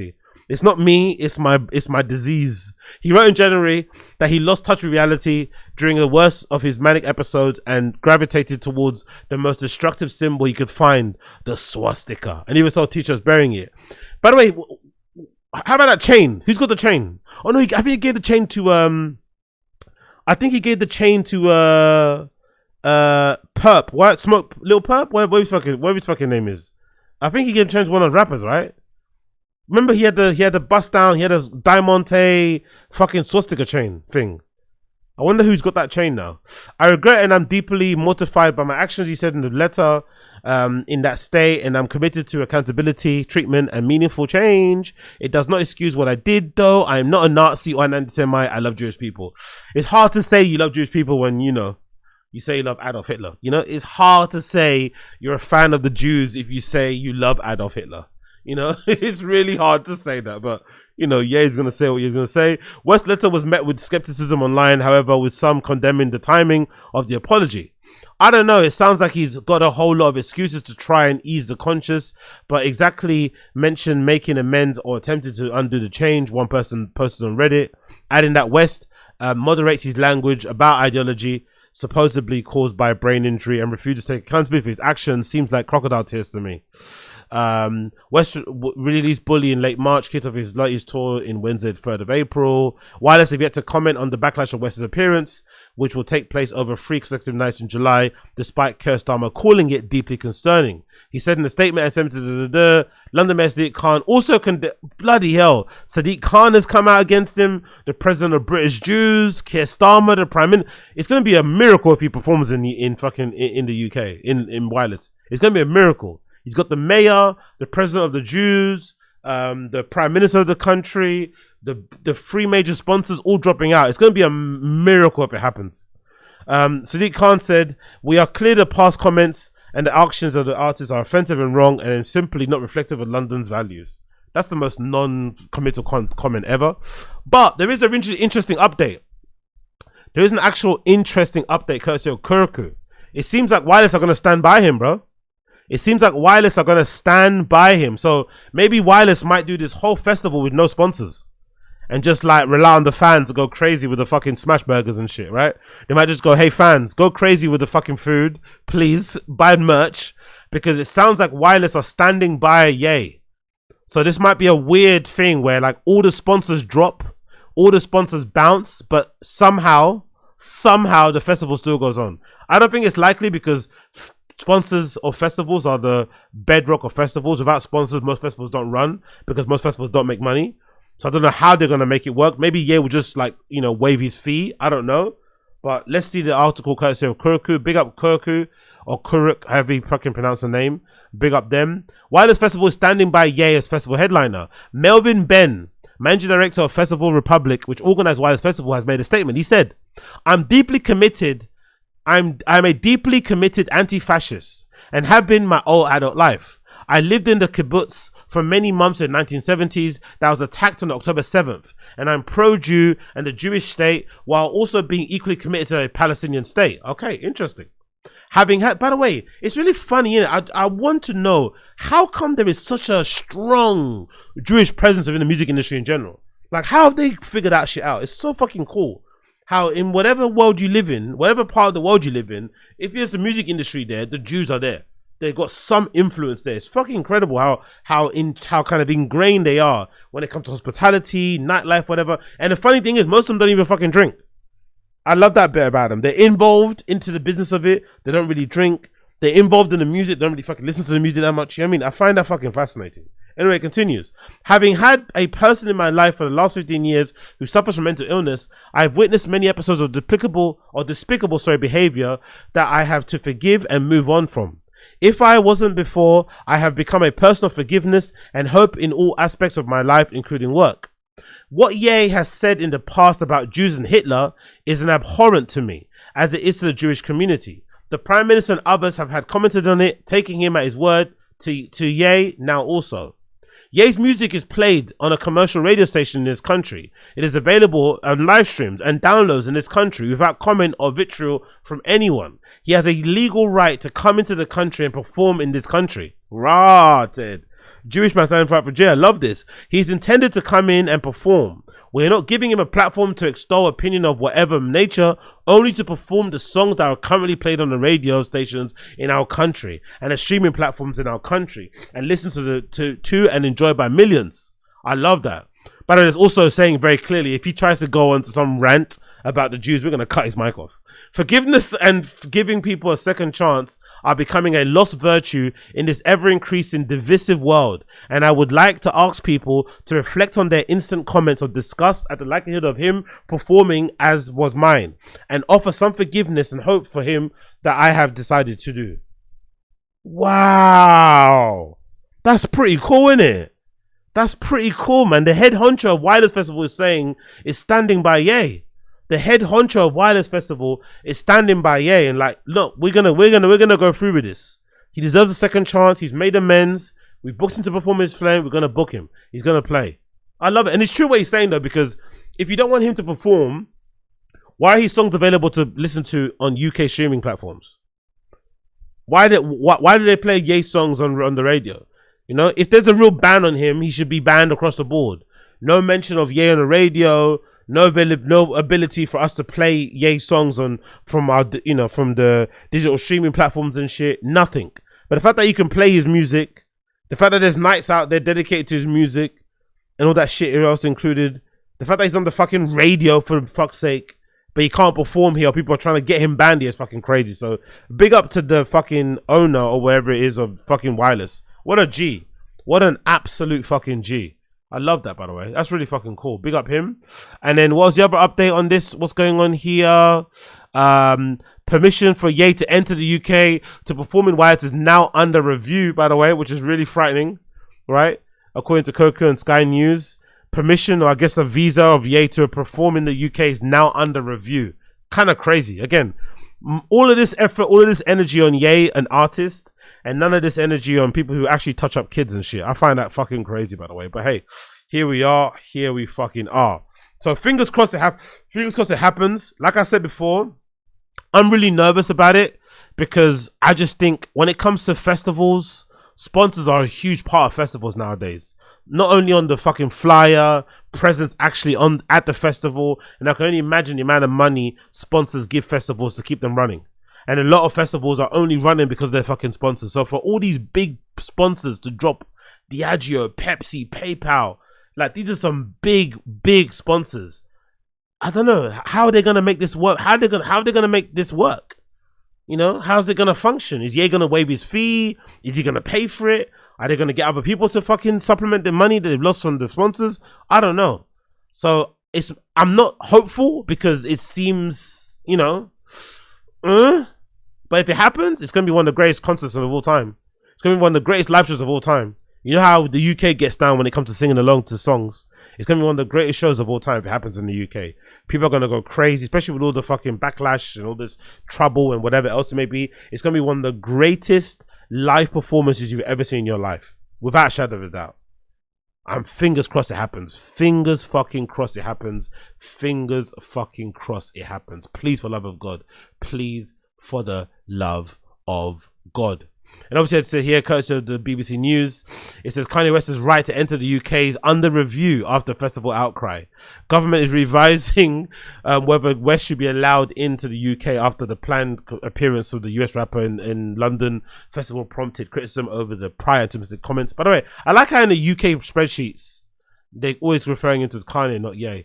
The star known now as Ye released a song called Heil Hitler and sold swastika t-shirts last year. Brands have withdrawn their sponsorship for the Wireless Festival and critics have calling for the organisers to cancel his appearance for the visa to be denied. Ministers have the power to ban foreign nationals from the UK if their presence is not considered conducive to the public good.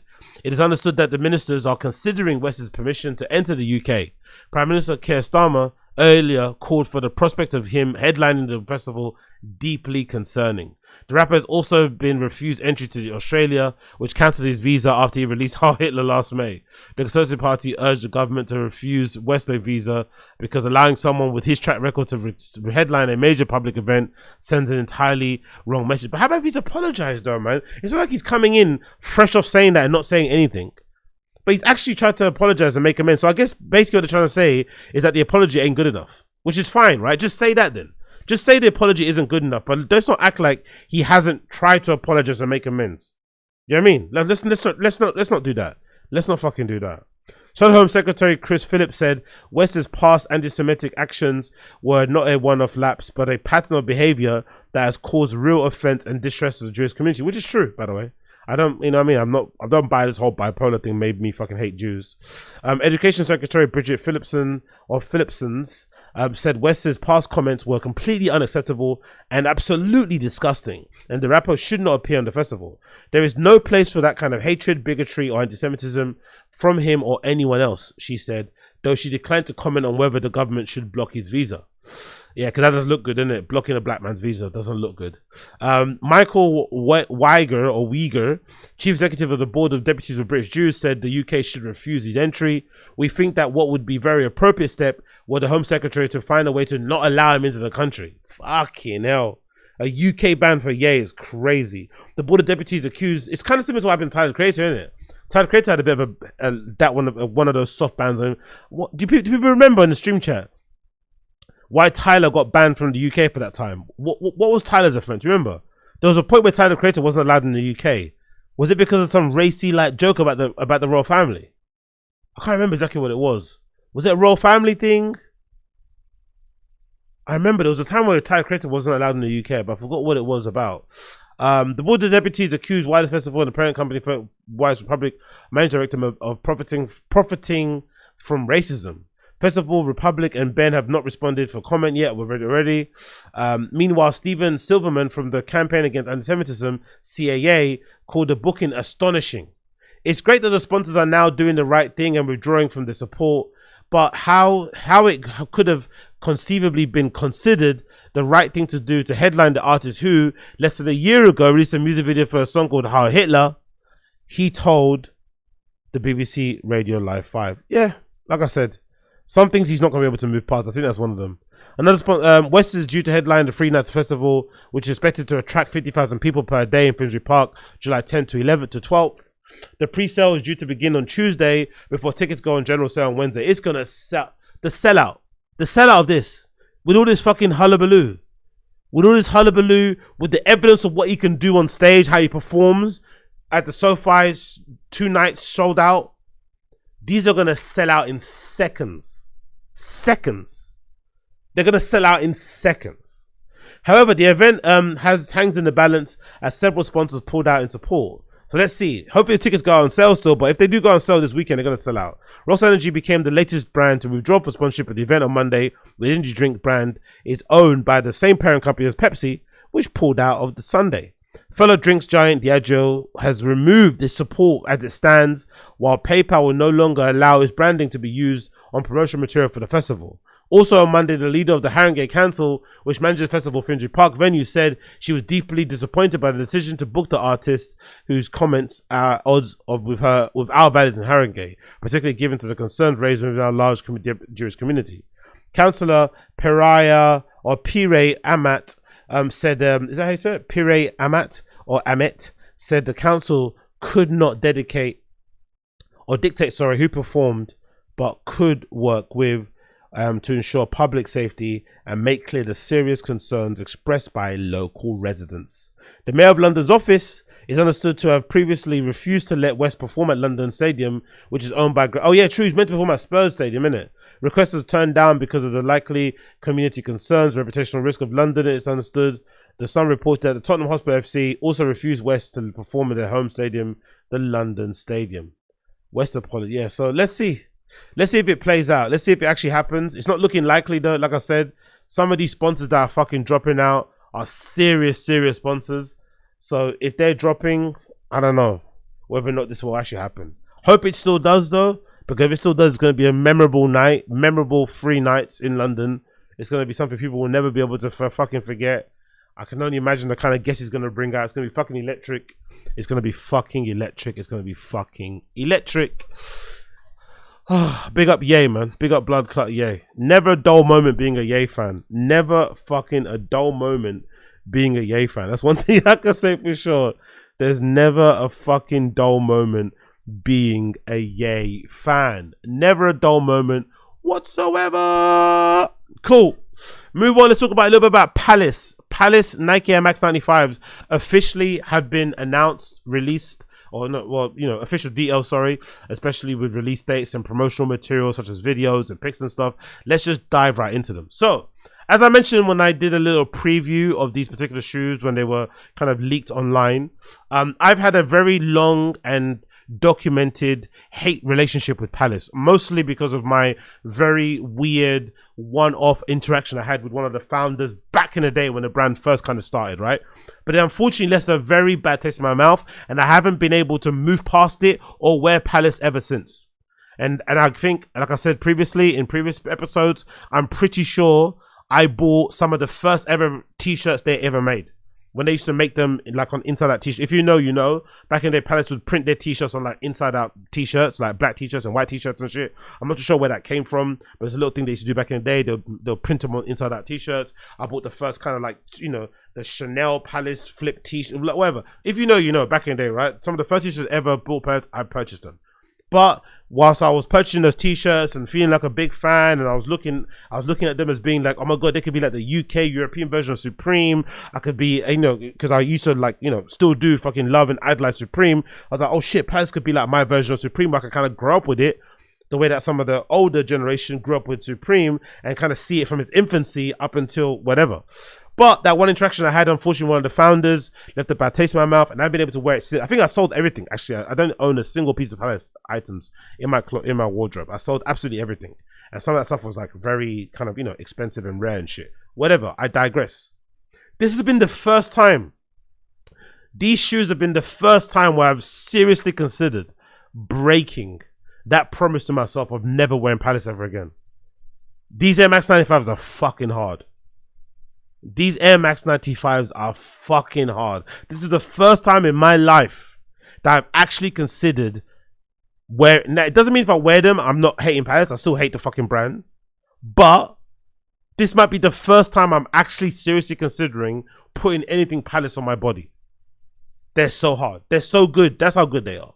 So, courtesy of Palace website, this is the promo video thing that they've got for the particular shoes. Let's play this, and then I'll obviously show you some of the clips and the pictures of the shoes and the apparel around it, because the apparel is really good as well.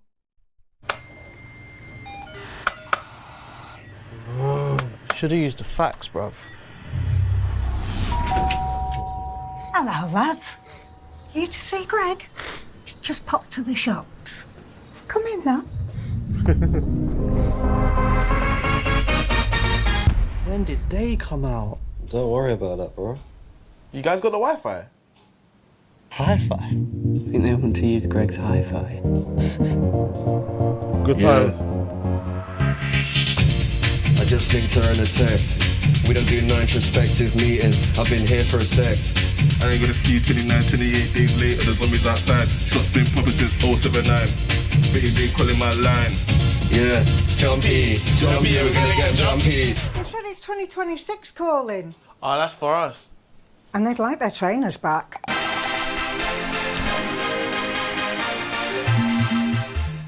Honestly, so fucking cool. It reminds me again, back in the day, old school pirate radio day, jungle days. Big up Nicholas Tootsie, by the way. Big up Nick Tootsie, wherever the fuck he is. That's the guy that we used to go to his house because he was the only person in our friendship group who had Technics 1210s. Back in the day, I remember I had like Newmark, you know, they were they belt drive? I don't know what the fuck they were. The horrible fucking vinyl turntables that I'd be trying to learn how to DJ with, playing vinyl. That was a fucking horrid time because I was fucking hopeless trying to beat match on fucking vinyl. But it was quite rewarding trying, at least anyway. But that was a great time, man. Great time where we used to kind of go to... Remember back in the day when we'd go to each other's house and listen to music? If your friend had a good sound system, a good hi-fi, or good speakers or whatever, and you go to his actual room to listen to a new album, or replay an old album that you fucking love to listen to again, especially for the pre-sesh before you head out. Oh, what a good fucking time. So I love how it's harkened back to that particular time, knocking on people's door, the whole shebang. That was fucking great. But the shoes themselves, the tracksuits and the shoes are so good. The tracksuit number one reminds me of the great era of like Foot Locker and JD Sports and even Sports Direct back in the day, or maybe like Littlewoods catalogs where they'd have like really cool limited edition kind of tracksuits that you could only get for a specific set of time, and they were really expensive. Like I remember like those Littlewoods catalogs kind of tracksuits, or tracksuits you can find in Foot Locker specifically, they were sold separately, right? And they were really expensive and they were limited edition. So they were hard to fucking get. I remember the people I used to see wearing them in the ends were usually the kids whose parents had jobs. Because that's the thing, back in the day when you're in school and you're broke or whatever and you're just wearing like shitty garms, you thought the kids that were rich, but they weren't. Looking back now, their parents just had jobs. And your parents didn't, you know? So that was it. That was basically the difference. Their parents had like 9 to 5s, so they could afford to give their kids some tracksuits here and there. Your parents didn't, so you just got free school lunches. But I remember seeing some of these tracksuits in the fucking window of like the fucking, I don't know, the fucking Stratford Foot Locker, or the East Ham fucking Foot Locker, or the East Ham fucking JD Sports. And you'd be seeing him in the fucking window with the mannequin and shit, just looking hard with the fucking... And remember back in the day, Foot Locker would have the tracksuits with the matching hat, with the matching t-shirt, with the matching track jacket, track pants, socks, the whole shebang. The whole outfit plus the Air Max 98s or 89s would be like, I don't know, in total, that outfit might be £500. Crazy when it comes to sportswear, right? But that was a form of like luxury. That was a form of luxury in ends. Like the only people that I saw wearing that were kids whose parents had jobs or drug dealers or scammers. That's the only people I see wearing it. So I love the tracksuits for that sort of liking. But the Air Max 95 themselves are really fucking nice. really fucking nice. You've got this almost like, I guess you'd call it like silver tipped toe box. I don't know how do usually on the MS95 the gradient goes from like the bottom to the top, but I love how in this particular one they've done the gradient from the tip of the shoe all the way to the back. So the front of the shoe is silver, metallic silver, and then it kind of like has a gradient where it sort of like fades into like a deep dark black all the way into the back, which is a really fucking nice touch. I really fucking like those. And again, you got like a nice mesh upper here towards the top of the nets. And then I guess for the most part, would it be 3M? You'd assuming the material, I'm not sure if it's 3M. And at the back it's mostly black. And then you've got this like sky blue gradient towards the back of the heel. You got these clear, if I'm not mistaken, I think the air bubbles are clear, but there's a blue cage on the inside. And there's also pallets written on the inside of the bubble too, which you don't usually get. There's no usually branding on inside the bubble, but I'm sure the bubble has some sort of palace branding. And it also comes in 3 different tracksuit colorways. You got a baby blue kind of colorway, you got a black colorway, and you got a white, mostly white. If I'd had to pick my favorite colors, if I had to pick, I'd probably go for the baby blue and the black. I think those are the standout. Especially this particular reminds me of like the old school Foot Locker type of era of actual tracksuits that were really expensive to buy. And obviously on the front of the tracksuit, you got on one side Palace, one side Nike swoosh, and on the back you've got a big Palace logo with a Nike swoosh on the top as well, which I really love. And of course, it's got matching t-shirts. There's also a hoodie and sweatshirt and sweatshorts. Actually, there's actually a matching hoodie, a pullover hoodie, and matching sweatshorts that also come in 3 different colors. You got grey. You got, it looks like, I feel like a charcoal type of a color, a charcoalish type of a color, and you've also got the baby blues kind of color as well. Sweep. Oh no, it comes in 4 colorways: mole grey, charcoal, baby blue, and then they're mostly black, which is also really cool. And you've also got some nice simple Nike tees as well in that collection as well. But it's really fucking nice. Not gonna lie, it's really fucking well done. They absolutely killed it on these. No lie, no word of a lie. They fucking killed these. If I zoom in, can we see the bubble? It says, yeah, there you go. You see Palace on the inside there. So it's got Palace on the inside. The swoosh towards the back of the heel is made of some sort of metallic-y type of material, I think, if I'm not mistaken. There's Palace again logos at the on the bottom of the outsole. You've also got Palace branding on the tongue here, Palace branding on the insole, Palace everywhere, by the way. Palace branding on the heel tab. So if I'm to wear them, it's you know, it's unavoidable what they are. People are gonna imagine, infinitely know, especially with the front toe box thing. So there's no way I can even hide it. But they are really hard, and they also come with different laces too. So I guess they also come with like grayish type of laces. This guy is wearing black, but also come with grayish type of laces. You can see there. But yeah, they're really fucking cool. They're really fucking cool. They absolutely killed it with this particular collection. It's dropping in the UK April 10th. UK online April 10th. And it's available April 11th in Australia, Japan, Korea, and Hong Kong. So big up Palace for that one. And there's a couple other videos too I want to show you, other people that actually got a pair. This is, I don't know who this video is from. Who's this from? This is from Over and Under. Big up Over and Under. April 10th, $200. The Palace MX95. Again, they look really nice in natural light. I think they actually look better in this natural light than they did in those product pictures. These look really good there. Look at that. Oh, that they look really fucking good there. That silver toe bot looks so fucking good. That's, oh, look at all the leather. Okay, it's regular leather, right? What's the leather here? Ah, it's like a tumbled. It's not, okay, I thought it was like a, I don't know what I thought it would be. Maybe I thought it'd be some sort of patent leather. It's not, it's just regular leather here at the back. So I think maybe the front maybe might not be. Maybe the front is maybe more 3M-ish. I'm not too sure. Then you got the gradient at the back. Maybe the only thing I don't like too much is that gradient. I don't think that gradient is necessary. This gradient here, this kind of like baby blues gradient here is probably not the most necessary touch. That probably could have been done without this pattern here. Maybe it's a bit OTT with all the stuff going on there, isn't it? But yeah, really nice shoe. Really fucking nice shoe. They killed it. They killed it with that effect, with the kind of silver tip. I wonder where that inspiration come from. Wonder what the thinking is behind these. The kind of gradient that goes that way. It's really fucking well done. Really, because they could have easily killed it by just having a regular gradient that comes from the bottom of these kind of ridges here. Where imagine if it started off black to silver, it would have still killed it. But I love how this gives it like a different type of effect, especially with this kind of grey cage as well. They're really fucking cool. And the black outsole too. You can't go wrong. Black midsole look fucking hard as fuck. Another video here as well from who these, I don't know who these users are, but they reviewed them as well. gives a better idea what they're about. The Nike Palace collaboration Air Max 110. Get them out of the box, lads. Right, here we go. Check them out. These are cold, boys. Unbelievable. And you know what's really good about them too, because it's a new model with the big bubble. Instantly, that big bubble is very pronounced. It looks pops even more because of the color they went for. They went for that kind of like see-through color with the blue inside, so it immediately pops. That's the benefit of having this new shape with the big bare bubble. It makes the shoes look way better. Feeling about them. First off, I want to just say the box, yeah. Yeah, the box. Killed it with the box. Yeah, Palace Nike branding on old school Nike Air Max box with the Palace logo. the front. We got the Palace Nike branding on the back. We got the Palace logo on the inside of So the Air cool, unit. so We've got cool. the gradient going from the toe box to the heel of the shoe, which is the first time ever, isn't it? Yeah, yeah. Usually the sole player to the laces, so this is a cool touch. The dual swoosh on the rear as well, and the mesh on the front is so. Oh yeah, true. It's a dual swoosh on the rear, innit? So they've got a swoosh on the outstep, on the outside, and on the inside. Usually the swoosh is only on the outside. That's a really nice touch as well, by the way. Spaced out compared to usual, and it's free and reflective. This is a very Oh, it's free and reflective. The tip. This is how he said. The toe box is free and reflective. How'd they do that then? That's pretty cool, isn't it?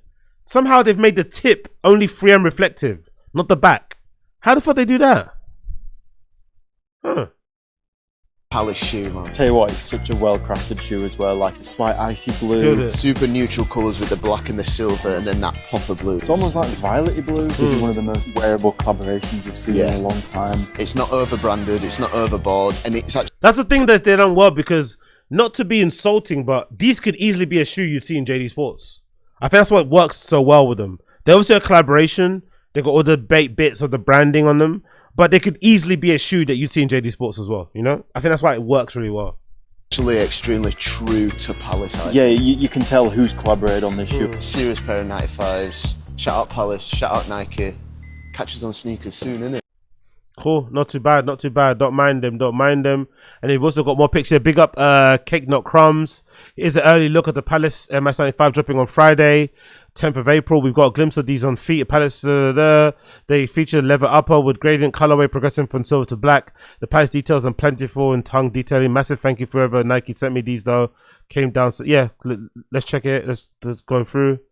Great pictures. They look really good here, even in hand actually, look really good. They look really, really good, man. Really fucking good.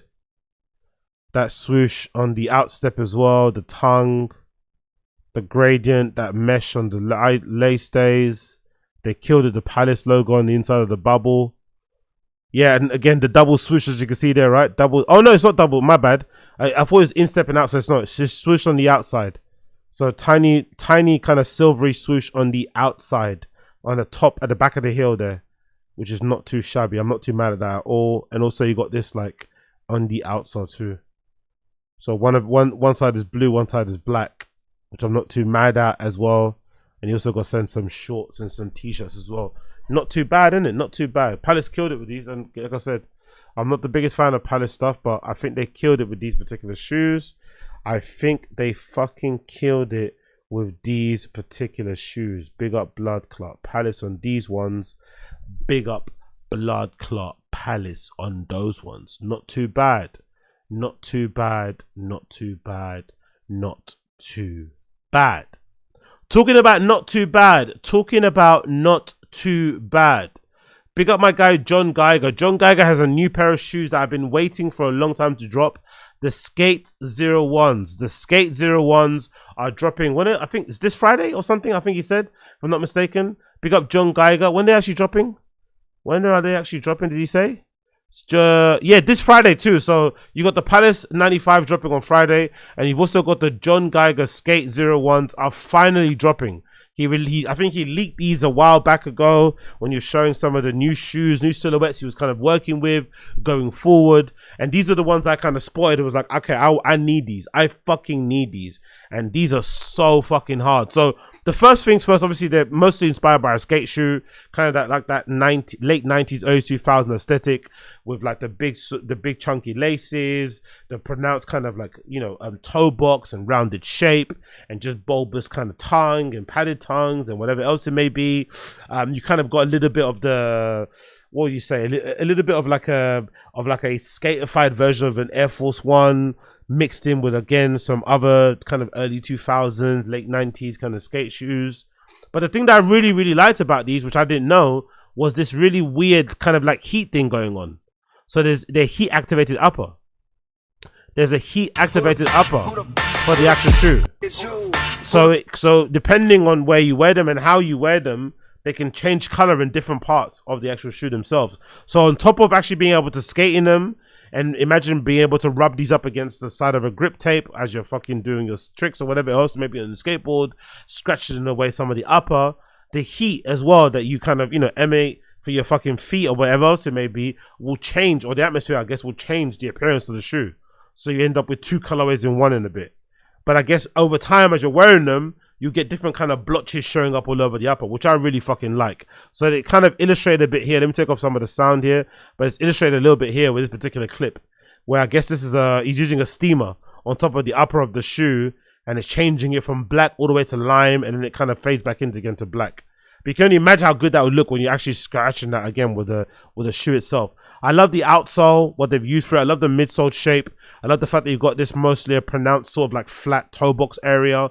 It kind of gives it a nice sort of like rounded shape where you can wear this and have it stuck, the tongue kind of appearing in front of your jeans. Also have the jeans kind of wrapping over the shoes, and they still give this nice kind of like squarish skatey look about it without them looking overly too strangled. And I'm also not mad at that fucking new logo that he's going for. Wherever this new logo here is going, I'm not sure what this word, I guess it's meant to be a word or maybe a J, I'm not too sure. But I'm not actually mad at this particular logo either, because it kind of reminds me of like an old Sony Walkman logo or something like that. Which is kind of like it's kind of exaggerated size-wise. It's attached with these kind of stitches on top of it as well. But yeah, I like what he's going with when it comes to the different types of iconography and branding he's trying to go for on the shoe itself. We've got some other product pictures here, courtesy of Modern Notoriety, that give us a closer look on what they actually look like to get a really good idea. Again, mostly black upper, contrasting stitching, white midsole, lime green outsole. I really love this pronounced, crazy sort of like jagged zebras, laces.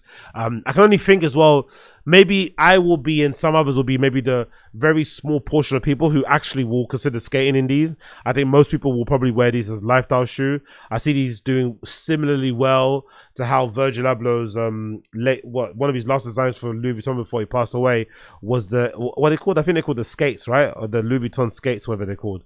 Those are very popular, especially with like kids. I don't know why, but young kids fucking love those Louis Vuitton skate shoes, right? That no one actually really skates in. So I can imagine them be very popular with that type of audience and crowd, especially when you think about the, you know, the zebra kind of print laces and the look of them and the heat kind of upper that they've got, the heat activated upper they've got as well on the shoe.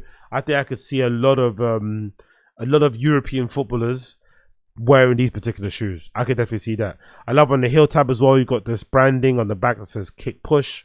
Again, little nod to that famous Lupe Fiasco song from back in the day that kind of inspired a whole generation of kids, especially in streetwear or black and brown kids, to be inspired to skate as well, which I think is a nice touch. And of course, you've got a picture here of John Geiger himself wearing a pair.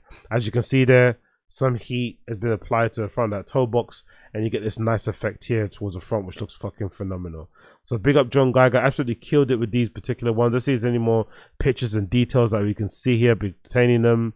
Heat activated black and yellow, and you've also got a pair of heat activated, oh sorry, so there's two different colorways. There's a yellow, there's a black that's heat activated to yellow, and I'm assuming there's a yellow pair that heat activated to black. I love this, fucking great, absolutely fantastic. I fucking love this, really well done, absolutely killed it with these particular shoes. As you can see, the toe box as well, the black pair completely apply heat steamer to it, and it completely changes color, which is fucking sick. I also love this logo too, by the way. This, whatever this Joe logo is as well, different type of branding he's going for. I really like this logo here on the tongue, but the laces are also kind of hard, I'm not gonna lie. Maybe I'd probably switch mine and have just like regular black laces, but I think those laces also give them a nice little bit of pop on the upper. But I think you got enough pop there with the contrasting stitching and the kind of raw exposed kind of like seams or hems, whatever you call these things, right? The raw edges, that kind of gives it a nice little pop. I think I'll probably put like regular thick black laces in there too. Hopefully they come with extra thick black laces, which I think will really look good when these eventually end up dropping. But yeah, big up John Geiger, man. He killed it. He fucking killed it. Can't wait to drop April 10th. Keep an eye out for them. April 10th, they're coming April 10th, they are coming. The John Geiger Sk8-01s, they're coming very soon. Keep an eye out for them. Keep an eye out for them. Don't delay. Don't delay when they drop. Do not delay when they freaking drop. You know how it is. You know how it freaking is. Talking about you know how it is. Talking about you know how it is. Is anyone else surprised that Ja Morant managed to make these Air Force Ones out of the blue? Where the fuck did Ja Morant get these from? Where the fuck did Ja Morant pull these out of? I feel like out of the blue, Ja Morant pulled out of his fucking asshole a really amazing Air Force One fucking low collab. Really fucking cool. This is courtesy of Over and Under. Big up Over and Under. The first look at the Ja Morant Nike Air Force One low denims. Priced at $130, due to release again on Friday. Another Friday release. So Friday's going to be jam-packed full of shoes. If you got some extra money and you want to buy some shoes, Friday might be the day for you. Because look at these particular joints. Jesus Christ. Big up Ja Morant. I didn't know he had these particular set of skills about him. Look at this all denim Air Force One low. From what I can see here, it's almost a seamless upper. Looks like a seamless upper for the most part. But you got the nice indentations here that clearly show you the different sort of like panels and shit. But it gives it a really sleek silhouette, really sleek, slender silhouette because of the lack of obvious paneling or whatever else it may be. But yeah, worked really well. A whole denim upper with a dash different fades on here. We've got some, I thought they're called metal eyelets here along the eyelets. No, just a very nice colorway. Mostly light denim blue. All the same colorway in terms of the outsole and the midsole here, which is a really nice touch because usually I think someone could have easily gone for like a white midsole and maybe a baby blue outsole, but he fucking went crazy, man. Big up Ja Morant. Ja Morant out of nowhere just made one of the best Air Force One lows I've seen in recent years. He's got his logo here on the back of the heel tab as well, which looks really well done. But yeah, big up Ja Morant. Like out of nowhere, some really fucking great Air Force One low denims that he specifically made. But look at the toe box. Look how nice that toe box looks.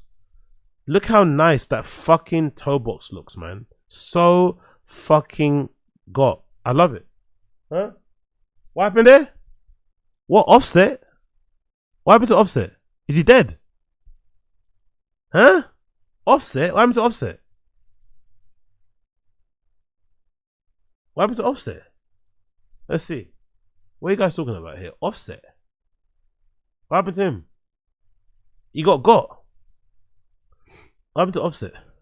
Offset's reportedly been shot Monday near. Ooh. Okay, he's fine. Okay.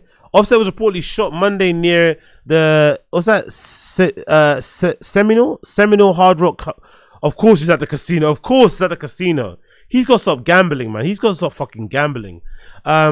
He was shot on Monday near the Seminole Hard Rock Cafe, Seminole Hard Rock Hotel and Casino in Hollywood, according to TMZ. Representative of Offset said he's fine, though the details about the circumstances of any injuries what led to the shooting remain unclear. Of course, it's probably some unpaid fucking casino thing. Fucking hell. Here's a longer version of the video of the shooting at Hard Rock Casino in Miami where Offset and Lil TJ were reportedly shot. Lil TJ and Offset got shot. Allegedly. They just shot a man.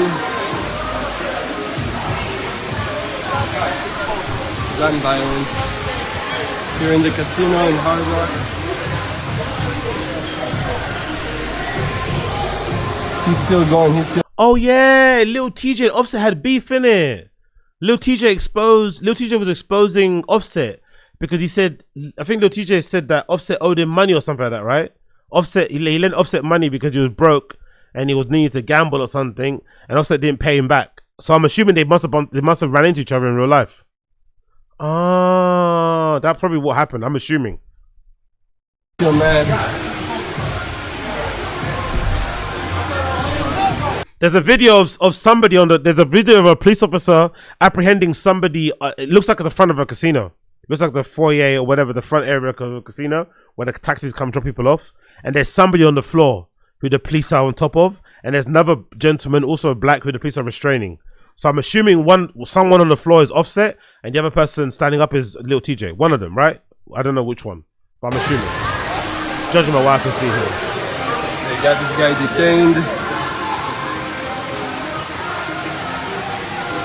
More backup is coming.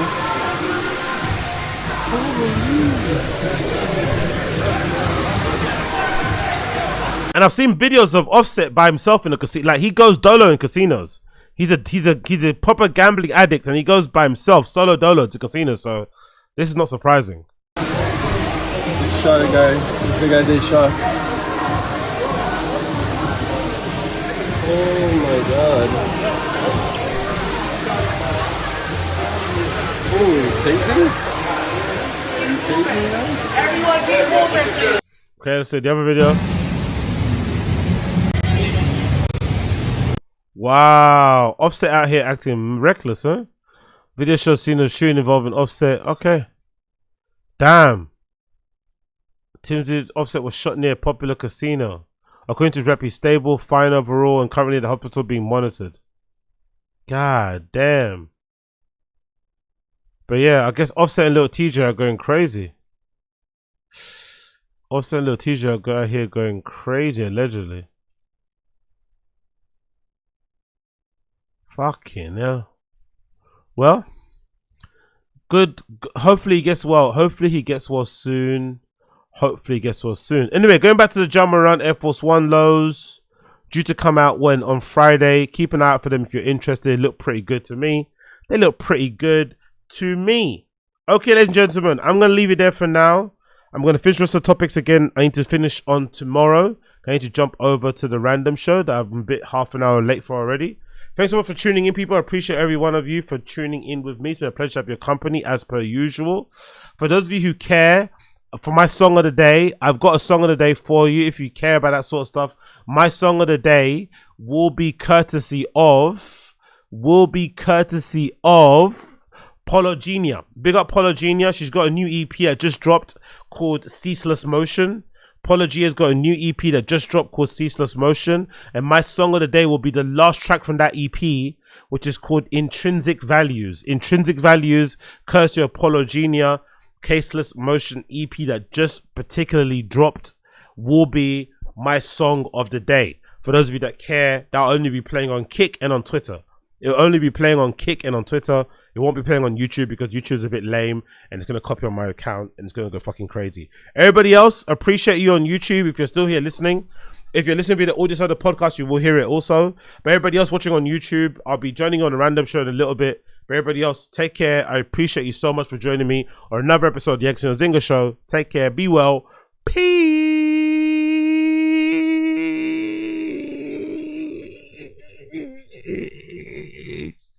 Bye.